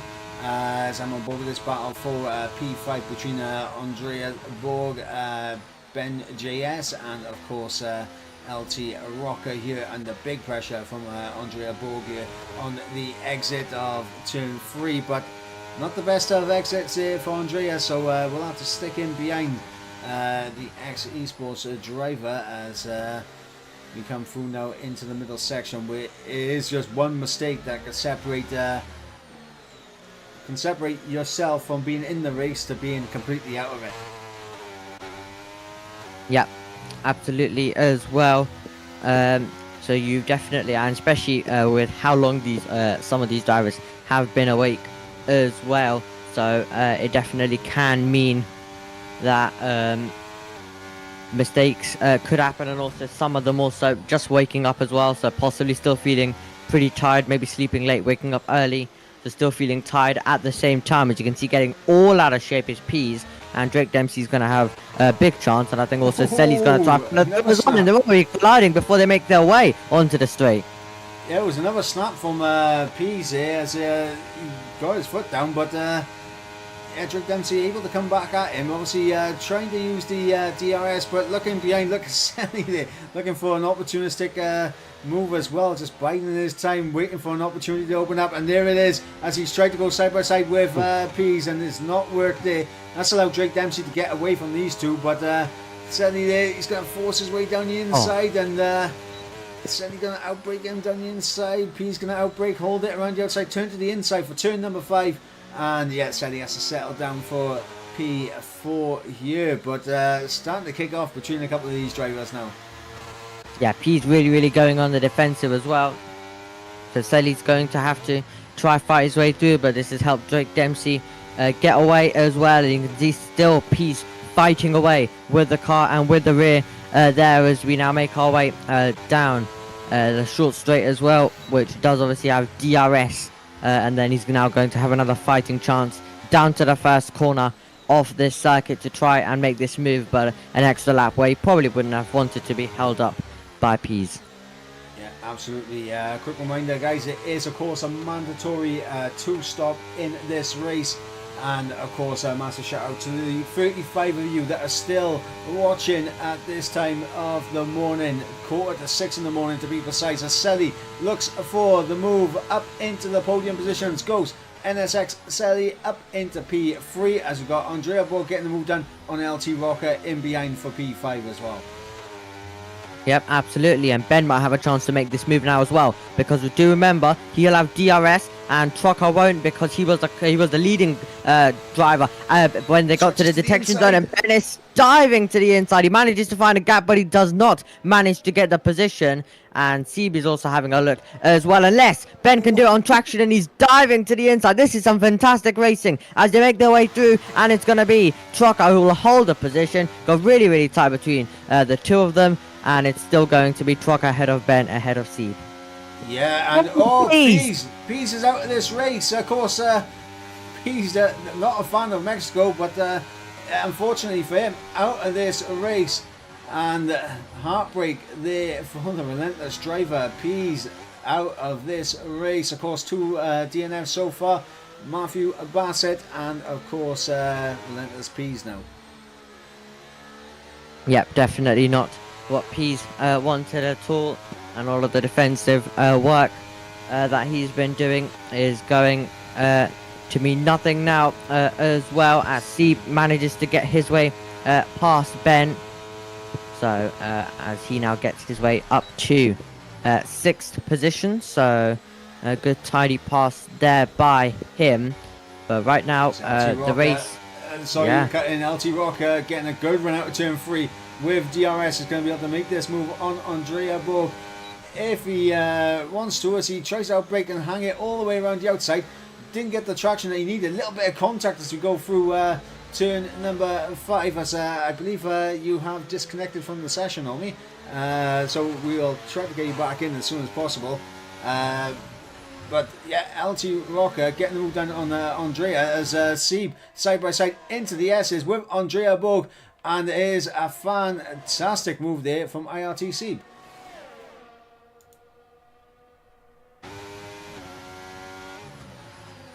As Ben JS actually dives it down the inside of Seeb, gets himself up into P6. I'm going to quickly go and pause a sec so I can send an invite to Omi and try to get him back into the lobby, as I hope he's appearing online, and it doesn't look like he is, but we'll try and get this sorted out ASAP. And he has not shown up, my friends. It doesn't go all the way down. Actually, I think he has disconnected altogether. So internet problems for my co-commentator, unfortunately. But I'll try to bring you the action as best as I can on my own, as we are having the first round of pit stops beginning to happen. As unfortunately, unfortunately, Omi's internet not holding up, and we got a lovely battle for P2 in this race right now, as G. Russell has an 8.8 second lead at the front. But of course, 2 pit stops and the undercut being very powerful here at Mexico is definitely going to have a word or two to say about that. Of course, Drake Dempsey going for an early undercut there on G. Russell, and could potentially pay off for him.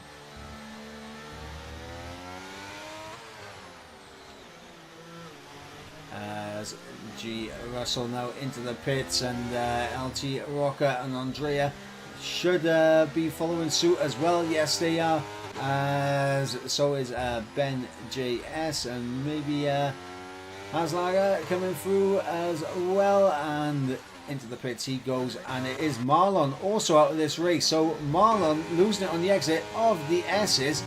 Marlon out of this race, and we're seeing big DNFs going on here in Mexico. A track that no one was prepared for, a track that everyone did not want, and ladies and gentlemen, it is bringing out several mistakes here in the race. But it's definitely going to be one of them ones, as we're seeing Jerry Van Bussell going for a move on LT Rocker. Up into P5 goes Jerry there, and an incredible overtake there from Jerry. And just going to quickly find out what is going on with Omi. If you guys will bear with me for 2 moments, I'll try to put a nice little broadcast camera on a nice little battle that we got going on right now. And Omi has rejoined the commentary box, and hopefully the internet does hold up, and hopefully you're back for good now.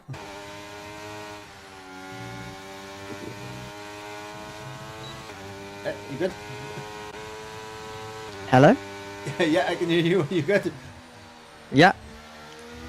Well, ladies and gentlemen, it is of course 10 to 6 in the morning, and it wouldn't be the same without a little bit of internet plaguing one of us on the commentary in the commentary box. But yeah, Omi back in, and do you have an invite, or do you need me to send you one?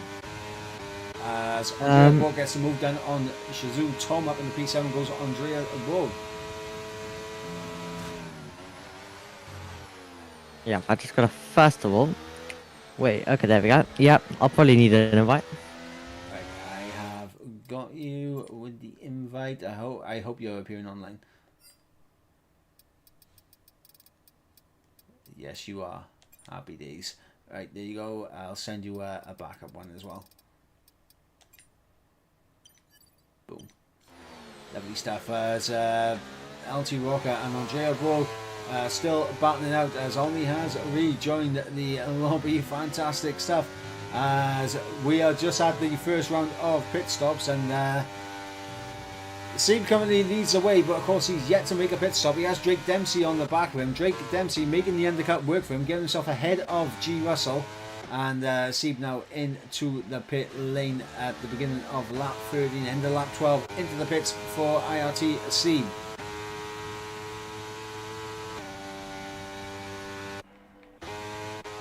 Yep. So I'm back in, but here we go then. It's all starting to play out now.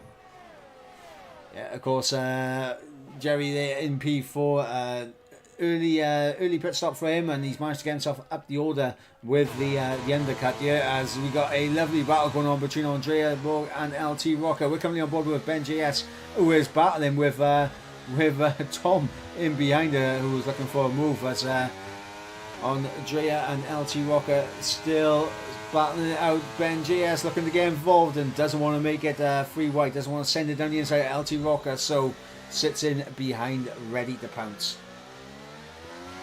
Yep, absolutely. So he'll be waiting for the opportunity as well, and then he definitely will pounce as we right now make our way through, and definitely getting really close is truck up to the back of Andrea as they get on the brakes, but obviously he's not going to have a go here as they're going to go into the stadium section. But he'll definitely stay tucked up through this part of the lap and then have a go on the main straight. Yeah, absolutely. And of course, that will be good news and good information for LT Rocker as he was approaching turn 12 behind Andrea. He saw the flash of red light on the back of Andrea's car, and that indicates less than 10% ERS. So he's going to be able to just cruise up to the back and will go for this move. Down the inside, does not use his ERS because he knows he doesn't need to. Gets himself ahead up into P5 now, goes LT Rocker, and it is a good race so far from the XE Sports driver. Yep, absolutely, and now Ben's going to have a chance to try to fight his way through. He's got DRS as well, and he's going to try and dive to the inside line, late on the brakes, but it looks like Andrea's going to try hang on just about, unless it's the up and under, unless that we can see Ben get on the power, and Ben can get on the power. Can Andrea keep their footing around the outside? No, and Ben makes the move. Incredible switchback there from Ben JS, getting himself up into P6, and an incredible move from the man known as Ben JS, and getting the move done on Andrea Borg, who with the lack of ERS now is starting to struggle a little bit. Yeah, absolutely. Right now as well, the lack of ERS obviously never does help a driver, and that's why you got to be careful as well when using the ERS to make sure that you're not overusing it at the same time.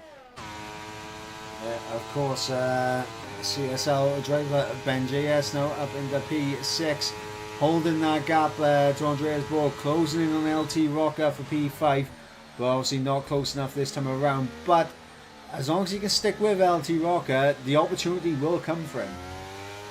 Yeah, the opportunity will definitely come if you are just able to follow in the wheel tracks of your rivals. So you just have to stay Yellow flag. close. Yeah, yellow flag at the That's Hooky. stadium section, is it? I think that's Hooky or potentially J. Cole, because they both lost position, so it could have been Hooky or J. Cole there. But yeah, yellow flag, someone going for a half spin perhaps. Hopefully they manage to make sure that they keep their front wing. Of course, 3 DNF so far in the Marlon Relentless Peas, and of course Matthew Bassett. I don't know what was going on with Matthew Bassett. I think internet issues for him as well, but we're going to go back on board with this three-way battle between LT Rocker, Ben JS and Andreas Borg. As who is that around up ahead? That is Jerry up ahead, around and losing positions left, right and centre. Looked like he got a little bit too greedy on the traction and it came back to bite him. But visually, I don't think he's missing any front wing, which is crucial for him as he gets back through ahead of LT Rocker. Yeah, absolutely. So crucially not missing any kind of front wing, so just a little spin. It seemed like out of the last corner getting on the power, but definitely not what he wanted. He's lost a lot of time with that moment. Yeah, absolutely lost a huge amount of time, and all the hard work he did on the undercut has been unravelled with that mistake. But look at that, he's under pressure now from LT Rocker for P5, but good traction on the exit of turn 6 from Jerry Van Mussel, and he's out of range now of Ben JS in terms of DRS. Yep, absolutely. And getting outside the 1 second, obviously very, very crucial with the 3 DRS zones you have, especially the very long one towards on the main straight towards turn number 1. So definitely you do have to try and remain close, and that's now going to leave Jerry under massive pressure from LT Rocker behind as well, and Andrea, who's going to be in the train. Yeah, absolutely. Lap 17 of 36. Drake Dempsey leads the way. G. Russell in second place. NSX Silly in third, and then of course we've got Ben JS in fourth as LT Rocker just overtakes Jerry there for fifth place. Jerry in sixth now. Andrea Borg in behind in seventh place, and then you got IRTC just closing up to the back of him in eighth place, and of course we've got Shizu Tom in ninth on a set of hard compound tyres, and then of course we got Haslager in 10th place, and of course PW Jones in 11th. 12th is Ecos Jays. Tope in 13th, Hooky in 14th, J. Cole in 15th, Freefall in 16th, and of course I believe pronunciations are usually my weak point by ear, but I'm going to say Sad Niaz. But it could very well be Saeed Niaz as well. Now how you think about Yeah. It could be any. I mean, I'm terrible when it comes to pronunciations. I mean, everyone knows Novel that. at names as well. But yeah, I mean, it is what it is. I think Jerry might actually have a bit of wing damage on his car, to be honest, because he is losing time in the corners, and I don't think it's like severe enough for him to force himself into a pit stop. I think he's got a little bit of light damage there. Yeah, absolutely as well. And we see Siab try to fight his way through as well on with different racing lines on the soft compound off tyres. He's got Andrea directly in front of him right now as they get on the brakes in this train right now between 5th, 6th, 7th and 8th. That is currently running as Drake Dempsey continues to lead at the halfway stage. Drake Dempsey leading the way. Of course, he does have that time penalty to his name, so we'll see how that unfolds. Of course, lap 18 of 36. We are at the halfway stage. We have a fantastic 4-car battle for P5 in this race, and of course they P5 in this race, and of course they are only 1.3 off the back of Ben JS, who would make it a 5-way battle for P4 if they're able to close up to him. But it looks like Andrea getting a big snap there in the stadium section, which is going to leave him under pressure here from IRTC, as he is tucked right underneath that rear wing on the ERS, opens DRS, and he's going to fly through up into P7. Now goes the IRT driver. Yep, into P7. He does go indeed, unless Andrea can do something under braking to try and fight back. They're going to go side by side as well, as Jaren and LT Rocker also do battle. Yeah, Jerry there able to challenge LT Rocker, and looks like he's going to challenge him again down the inside in towards turn number 4. Jerry up into P5 and up ahead of LT Rocker, which is where he wants to be, but he would have hoped that he could have got it done in turn 1, and that way then he could have closed the gap a little bit more on Ben JS up ahead, who's managed to pull the gap up to 1.9 with the battling that's gone on behind. Yeah, absolutely as well.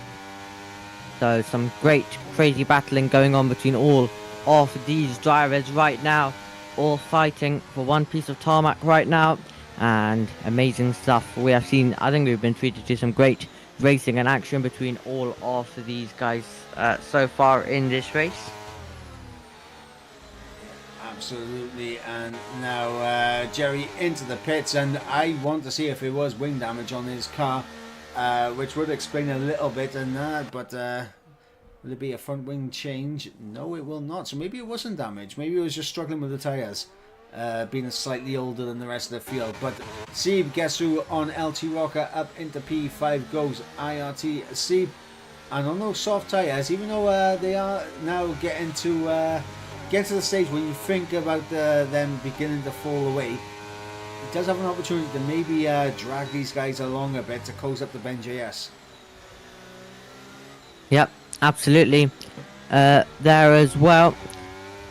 So we are now on lap number 20 out of 36, with still LT Rocker following closely, but we're now starting obviously to see some of the second pit stops take place, as it has been for every race. 2 stops are mandatory, definitely adding a lot more spice into it, with a lot of drivers going for different strategies. Absolutely. In the chat, a few questions. Obviously, Andreas Bull, who does he drive for? Is Velocity Esports Racing. Andreas Bull drives for.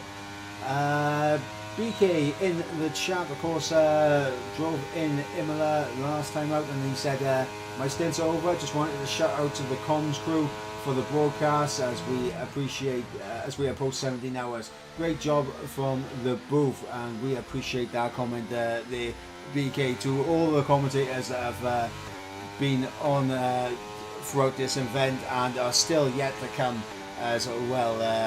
They very much appreciate that. Yeah, that is the last of the comments in the chat right now, but yeah, massive appreciation to those that are still here with us, 30 of you in the chat right now. And don't forget, of course, the 24-hour F1 charity event, of course, raising money for Special Effect, a fantastic charity doing fantastic work, helping kids with a huge amount of technology and everything as well, giving them equal opportunity. If you guys are willing to send any money whatsoever to the cause, of course, there is a pinned link to the donation in the chat, and of course we are going to check now and just see where we are at with that. Of course, looking to try and get close as possible to the target of £1,000, and I can't lie, not too far away on 849 pounds raised so far for Special Effect, and that is all down to you guys, the incredible community here supporting us and supporting this cause. Yeah, absolutely. As well, right now, as we see Hooky now diving it in to the pit lane, but if you are able to donate, then please do as well. Doesn't matter if it's little or a lot. Anything does obviously make a big difference as well. So please do donate if you are able to. Yeah, absolutely. And lap 23 of 36. Steve now within DRS range of Ben JS, but with a time penalty to his name, that could hinder him later in this race. But he's got himself within DRS range. He's brought LT Rocker along for the ride. Andreas Borg has fallen away. I'm not sure if there was any incident there between him and any of the guys around him, or whether he's just made a mistake by himself. But yeah, Andreas Borg has dropped off massively now from these guys. And look at Steve closing up the Ben JS, but not wanting to go for a move into turn one. Definitely had the opportunity to send one down the inside if he wanted, as we got NSX Sealy coming through, closing up to G Russell for P2. Those hard tyres now starting to come into their own, I think. Yep, definitely are as well. Right now, as we now see Jones diving it back onto the circuit after making his pit stop onto the set of the medium compound of tyres, and now we're going to see our race leader Drake Dempsey diving it in. Yep, Drake Dempsey, after an incredible race win in Imola, looks like he's going to try and follow it up with another fantastic performance here, as G Russell with a 5-second speeding penalty, and that could hurt him massively. Of course, he does have a sizable gap to the rest of the field in behind, but every point matters for Relentless. And of course, G Russell there potentially cost himself P2. Yeah, absolutely. So that really will hurt him there as well. As G Russell comes out in the midst of this battle. So G Russell has come out in arguably the worst place that he wants to be, in the middle of a three-way battle for what is P4, net P4 in this race. But of course, they are currently battling for P3 due to G Russell's pit stop. Yep, absolutely. This is not really the position they do.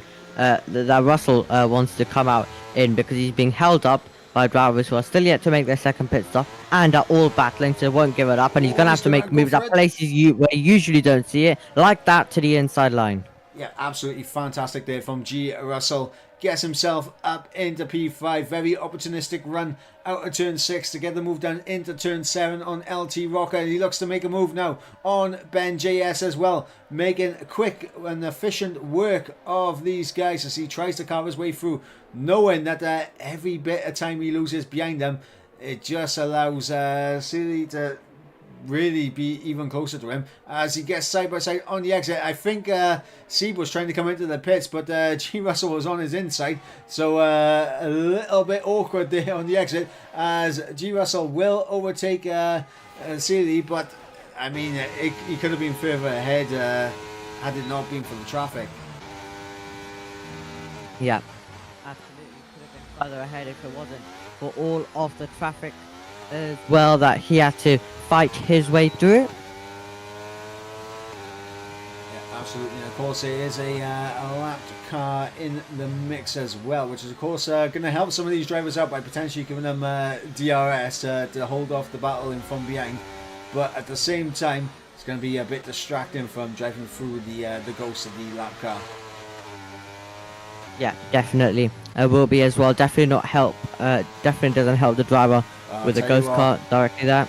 Sadly though, he did come out of the pits and he's come up behind these guys as well, and he's getting held up just as much as what G Russell was, but G Russell able to make quick work on his outlap, and Sally's still stuck behind him, as I believe that was I think potentially that was that PW Jones there that was just ghosting?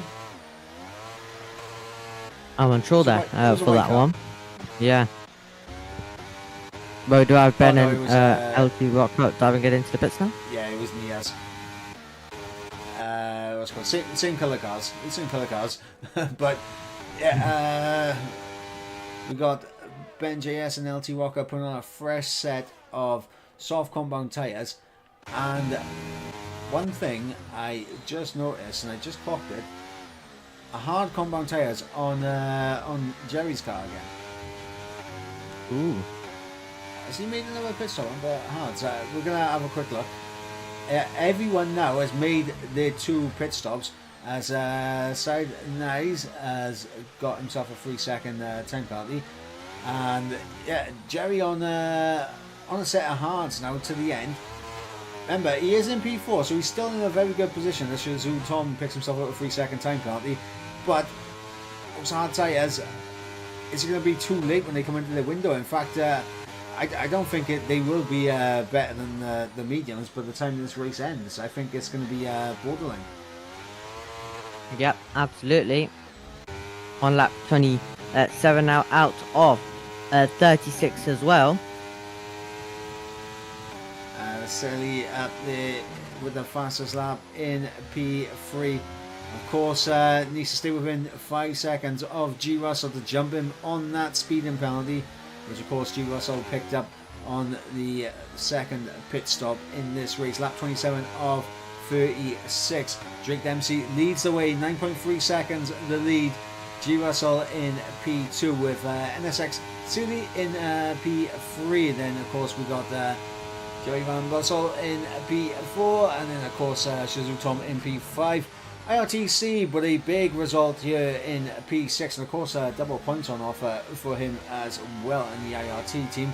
Ben JS in P7, P8 for LT Rocker, and then of course Andreas Borg in P9, Ecos Jays in P10, L Hanslager in P11, PW Jones in P12, Top in P13, close on to the back of PW Jones, so that could be a battle brewing. Hooky in P14, J. Cole in 15th, Freefall in 16th, and of course Sad Naiz in 17th place. 3 non-finishers so far, and hopefully it remains that way in obviously Marlon, who crashed out earlier on. P's of course crashed out in the S's as well earlier on in this race, and of course Matthew Bassett also seeing a retirement in the race, which is unfortunate for that. Question in the chat: any chance we could see the penalties? I believe that we could see the penalties, and there we go. 6 seconds for Drake Dempsey, 5 for G. Russell, 11 for Shizu Tom, 3 for Seeb, 3 for Ben JS, 9 for Ecos Jays, 3 for J. Cole, and of course 6 for Sad Naziz. And there we go. Yep.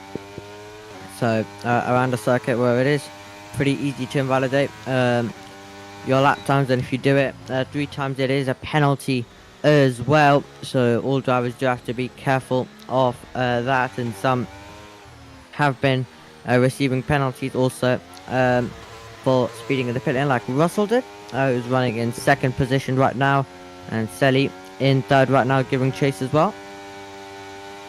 Yep, Sally giving chase on G. Russell, and of course with the time penalty, 6 seconds, Sally may think that obviously he's around about 5 seconds off the back of the time penalties for Drake Dempsey, but the opportunity is there if he has the pace, but it's going to be very difficult here. Lap 29 of 36. Drake Dempsey leads the way, 10.2 seconds the gap between him and 2nd place man G. Russell. G. Russell under pressure from NSX Selly, and he's currently he's going to remain on the podium with the time penalty, G. Russell, but he may end up losing P2 in this race. As we got F7 Jerry Van Bussel in P4, and then of course we got Shizu Tom in P5, LTC in P6, P7 is Ben JS, but he's under big pressure from LT Rocker in P8, of course the ex-esports driver there. Andreas Borg in P9, and of course Ecos J's rounding up the top 10. But with his time penalties, he will drop down the order, as it looks like Tope has managed to get through on PW Jones as well for P12. So those two are having a bit of a battle for P12, and honestly, with Jace's penalties, they could potentially jump ahead of him if they play their cards right. Yeah, that's going to be the real crucial thing as well. They'll all need to play their cards right in this race for any kind of opportunity, and if they blow it, then definitely can cost them and their team some points as well. So on lap number 30, we're in the final stages now of this race, and Selly now inside 6/10 as he now is on the back of Russell. Yep, certainly closing up to the back of G. Russell. Of course, middle sector will be where he's going to be able to get a bit of DRS for the first time in a long time for NSX Selly, as he'll look to get this done on the track, and he'll look to make sure he can get himself up the order legitimately not through penalties, which is obviously a big thing, but also potentially to try and close in the gap to Drake Dempsey as well, if possible, as we should be seeing an overtake down in towards turn number 1 coming for P2 right now, and we'll see what NSX Selly's race pace is like compared to Drake Dempsey. Yep, absolutely. So let's see now. DRS does go open, and he's going to be gaining all the way. The red light is flashing, and Selly's pulling alongside. Easy pass and an easy change for second position. Let's see if Russell can stay close, though. We'll have the penalty applied, but now it's a change for second position on the road as Selly takes it. Yep, Selly now up into P2, good and proper now, as he looks to try and build a gap away from G. Russell and looks to close the gap between himself and Drake Dempsey. And you see a purple first sector there for NSX Selly, so still has the pace in that car, and we're going to see if he can close the gap. We're on lap 31 of 36. Remember, Drake Dempsey 6 seconds of time penalty, so that gap is 4.2 seconds as it currently stands. So that is what he needs to bring in here to take a victory at Mexico. Of course, obviously not a favourite for everyone here tonight, but it is one that is throwing a bit of a curveball here for race number 16. Yeah, absolutely. As well. So let's see if Selly can do something magical in these last few laps to take a victory, which right now is unlikely. But let's see if he can do anything as well, as Russell now just hanging on to the DRS as well, has absolutely no ERS. Same with Selly right now there as well, as this battle that's been going on lap after lap during this race. Right now for 7th, Ben does have a penalty, but still they're battling on the circuit. LT Rock Up still trying to fight his way through with the DRS. Yeah, and 3-second time penalty for Hooky, as LT Rocker is just going to sit in behind and hold off on overtaking Ben JS for the time being. One thing I was going to say, obviously Shazoo Tom getting onto the back of Jerry here for P4. Of course, the time penalties means that Jerry's going to be safe regardless, but Sieb is also getting onto the back of these guys as well, so potentially, I mean, the gap isn't massively large back to Ben JS and LT Rocker. LT Rocker doesn't have a time penalty to his name. He could jump up several positions here. Yeah, he definitely could as well, as we make our way through on lap number 33 at the moment, and he definitely could as well. So it'll be interesting right at the end of this race, as we have yellows. I saw another spin. Oh, is that G. Russell? Oh, no, thank God. For a second I saw a purple dot on the minimap. I was like, no, surely not. Oh no, it's not J. Cole, is it? It was J. Cole. J. Cole going around, and a heartbreak for him as Tom gets through on Jerry. Up in the P4 now for Tom. LT Rocker and Ben JS side by side. They've been battling throughout the entirety of this race, and the battle still rages on here on lap 33 of 36. Ben JS has to settle in behind LT Rocker for the time being, and I think LT Rocker is going to look to try and get as close as possible to the back of Sieb, and hopefully he can try and jump the likes of Tom and Sieb on penalties, as it looks like G. Russell's managed to get himself back through on NSX Selly, and up into P2 goes G Russell on track. Yeah, absolutely on to lap number 34. Now we go as well, and we have a few more laps, so let's see if anyone can do anything at the end to spring some surprises. And what they're all going to be trying to do is to avoid getting any more warnings and penalties as well. So let's hope all are able to do that successfully. Steve managed to get himself a win 1 second, but did not have the DRS to close up, so he is going to fall away down the straight. In fact, actually, he's actually not going to fall away, but Jerry not going to go for the overtake on Tom here. He knows he's going to jump on penalties regardless, but that has allowed Steve to close right up to the back of him. Yep, it absolutely has as well. So, Steve now being able to close up onto this back. Onto the back of the battle as well. Right at the end does have the penalty, of course.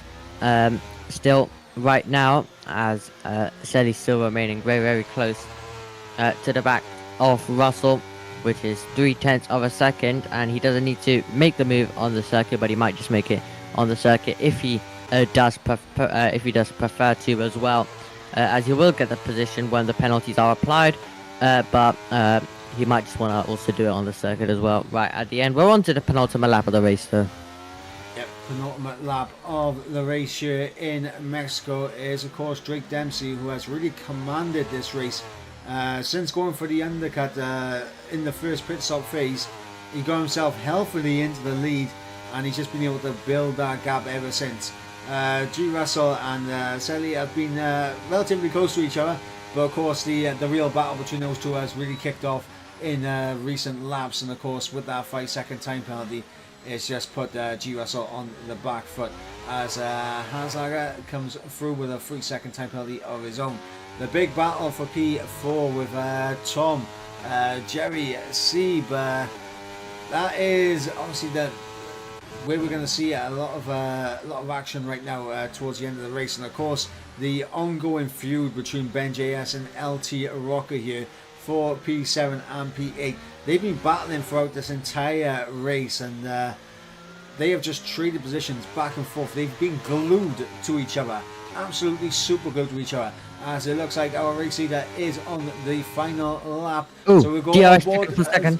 Yeah, G. Russell went very deep. I'm not sure if it was contact or if he just outbroke himself, but look at this, side by side, wheel to wheel, as we run down the start-finish straight. DRS activated, as Seri should be able to pull a clear, as a bit of weaving going on from G. Russell. I don't think he was happy with how everything went there, so showing his frustration down the start-finish straight. So up into P2 goes Selly, as the battle for P4, as you got Jerry closing in on Shizu Tom, and he's just going to breeze past with DRS, and it looks like Steve a little bit too far back to really go for an overtake here. And then of course we got the battle once again between LT Rocker and Ben JS. Ben JS still holding on in P7 right now, doesn't have much in terms of ERS available, and it looks like LT Rocker does have a bit, as Drake Dempsey 10-second time penalty for exceeding track limits. But this is the biggest flex. It doesn't even matter. He's got 15-second lead. Actually, no, it does matter. 6 seconds time penalties. What am I on about? It does matter. Does that 10-second knock Drake Dempsey off of the race win here? I think it does. Wow. Through the final corner now comes Selly, and he'll take the race win on penalties. Drake Dempsey, 10-second time penalty at the end. We have no idea what happened for him to accumulate that kind of time penalty, but heartbreak there for Drake Dempsey. Maybe we'll get looked up to the stewards. My God, incredible, as G. Russell comes through to complete the podium. Jerry comes through in P4, and of course Sieb will jump ahead of Tom for P5, and LT Rocker will jump up into P6. Ben JS will unfortunately have to finish behind LT Rocker with the time penalty that he accumulated. Tom all the way down in P8 due to his time penalties. Andreas Borg to the line, and he'll finish in P9, as we got Haslager now coming through, and he'll finish in P10. But will he stay there? And yes, he will, as Jay plays. Will lose out to PW Jones and top there, and we'll run you through the rest of the order in just a moment. But I am flabbergasted with what we just saw at the end, and that is a very big word for 25 past 6 in the morning. Yes, absolutely as well. And yeah, it's still provisional, so it might get looked at as well. That if the penalty, the 10-second will count or not. Because it does seem like a bit of a weird one, so it'll be looked at, and then we'll find out the results to that as well. But yeah, really, really interesting. But yeah, Russell not too happy at the same time, because obviously they were playing the DRS chicken, were him and Selly, so it got very tight between those two. Yeah, absolutely. But we'll run you through the order as it stands right now. It could be changed by Stewart's office, but we'll have to wait and see. But NSX Sally takes a victory ahead of Drake Dempsey, who unfortunately with the 10-second time penalty in falls to P2. G Russell comes through in P3, completing the podium. And of course we got Jerry in P4 with IRT Seeb. A big result for IRT in terms of the double points as well. Big result for them, coming through in P5. LT Rocker for XE Sports in P6. Ben JS in P7. Shazoo Tom in P8. Andreas Borg in P9. And of course, El Haslager in P10. PW Jones comes through in P11 with Top in P12. Ecos J's in 13th for Hooky in 14th. Freefall in 15th. J. Cole in 16th. And of course, Sad Naiz in 17th. And of course, our non-finishers were, of course, Marlon Pease and Matthew Bennett. And I mean, a race that no one was really happy about before the race started, but some big points gained for a lot of drivers out there for their respective teams here. Yep, absolutely.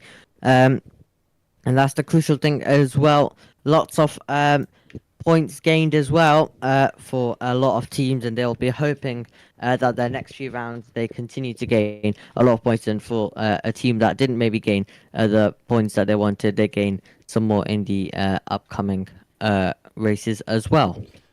Yeah, and of course, with an end to that race, brings an end to my commentary stint here for the 24-hour of F1. Of course, next up, we will be heading to the circuit Gilles Villeneuve for the Canadian Grand Prix, where, of course, Jess will be back in the comms booth. And, of course, Omi, you will be alongside her for that race as well. So, we're getting into the morning races now, and everything's getting a little bit wide-eyed, and we are seeing time penalties, some mistakes come in, but as the morning goes on, we should be seeing the rested drivers starting to come back in, so we should be seeing mistakes come through less and less. But yeah, absolute pleasure to be in the commentary box, of course, for the free races, of course, with Jess, Omi, and of course Jota as well. And for me, that is you know, there we go, pat on the back, well done, Mike. But yeah, we will now take a short intermission as the Canadian Grand Prix lobby gets started up. But until then, guys, it is goodbye from me.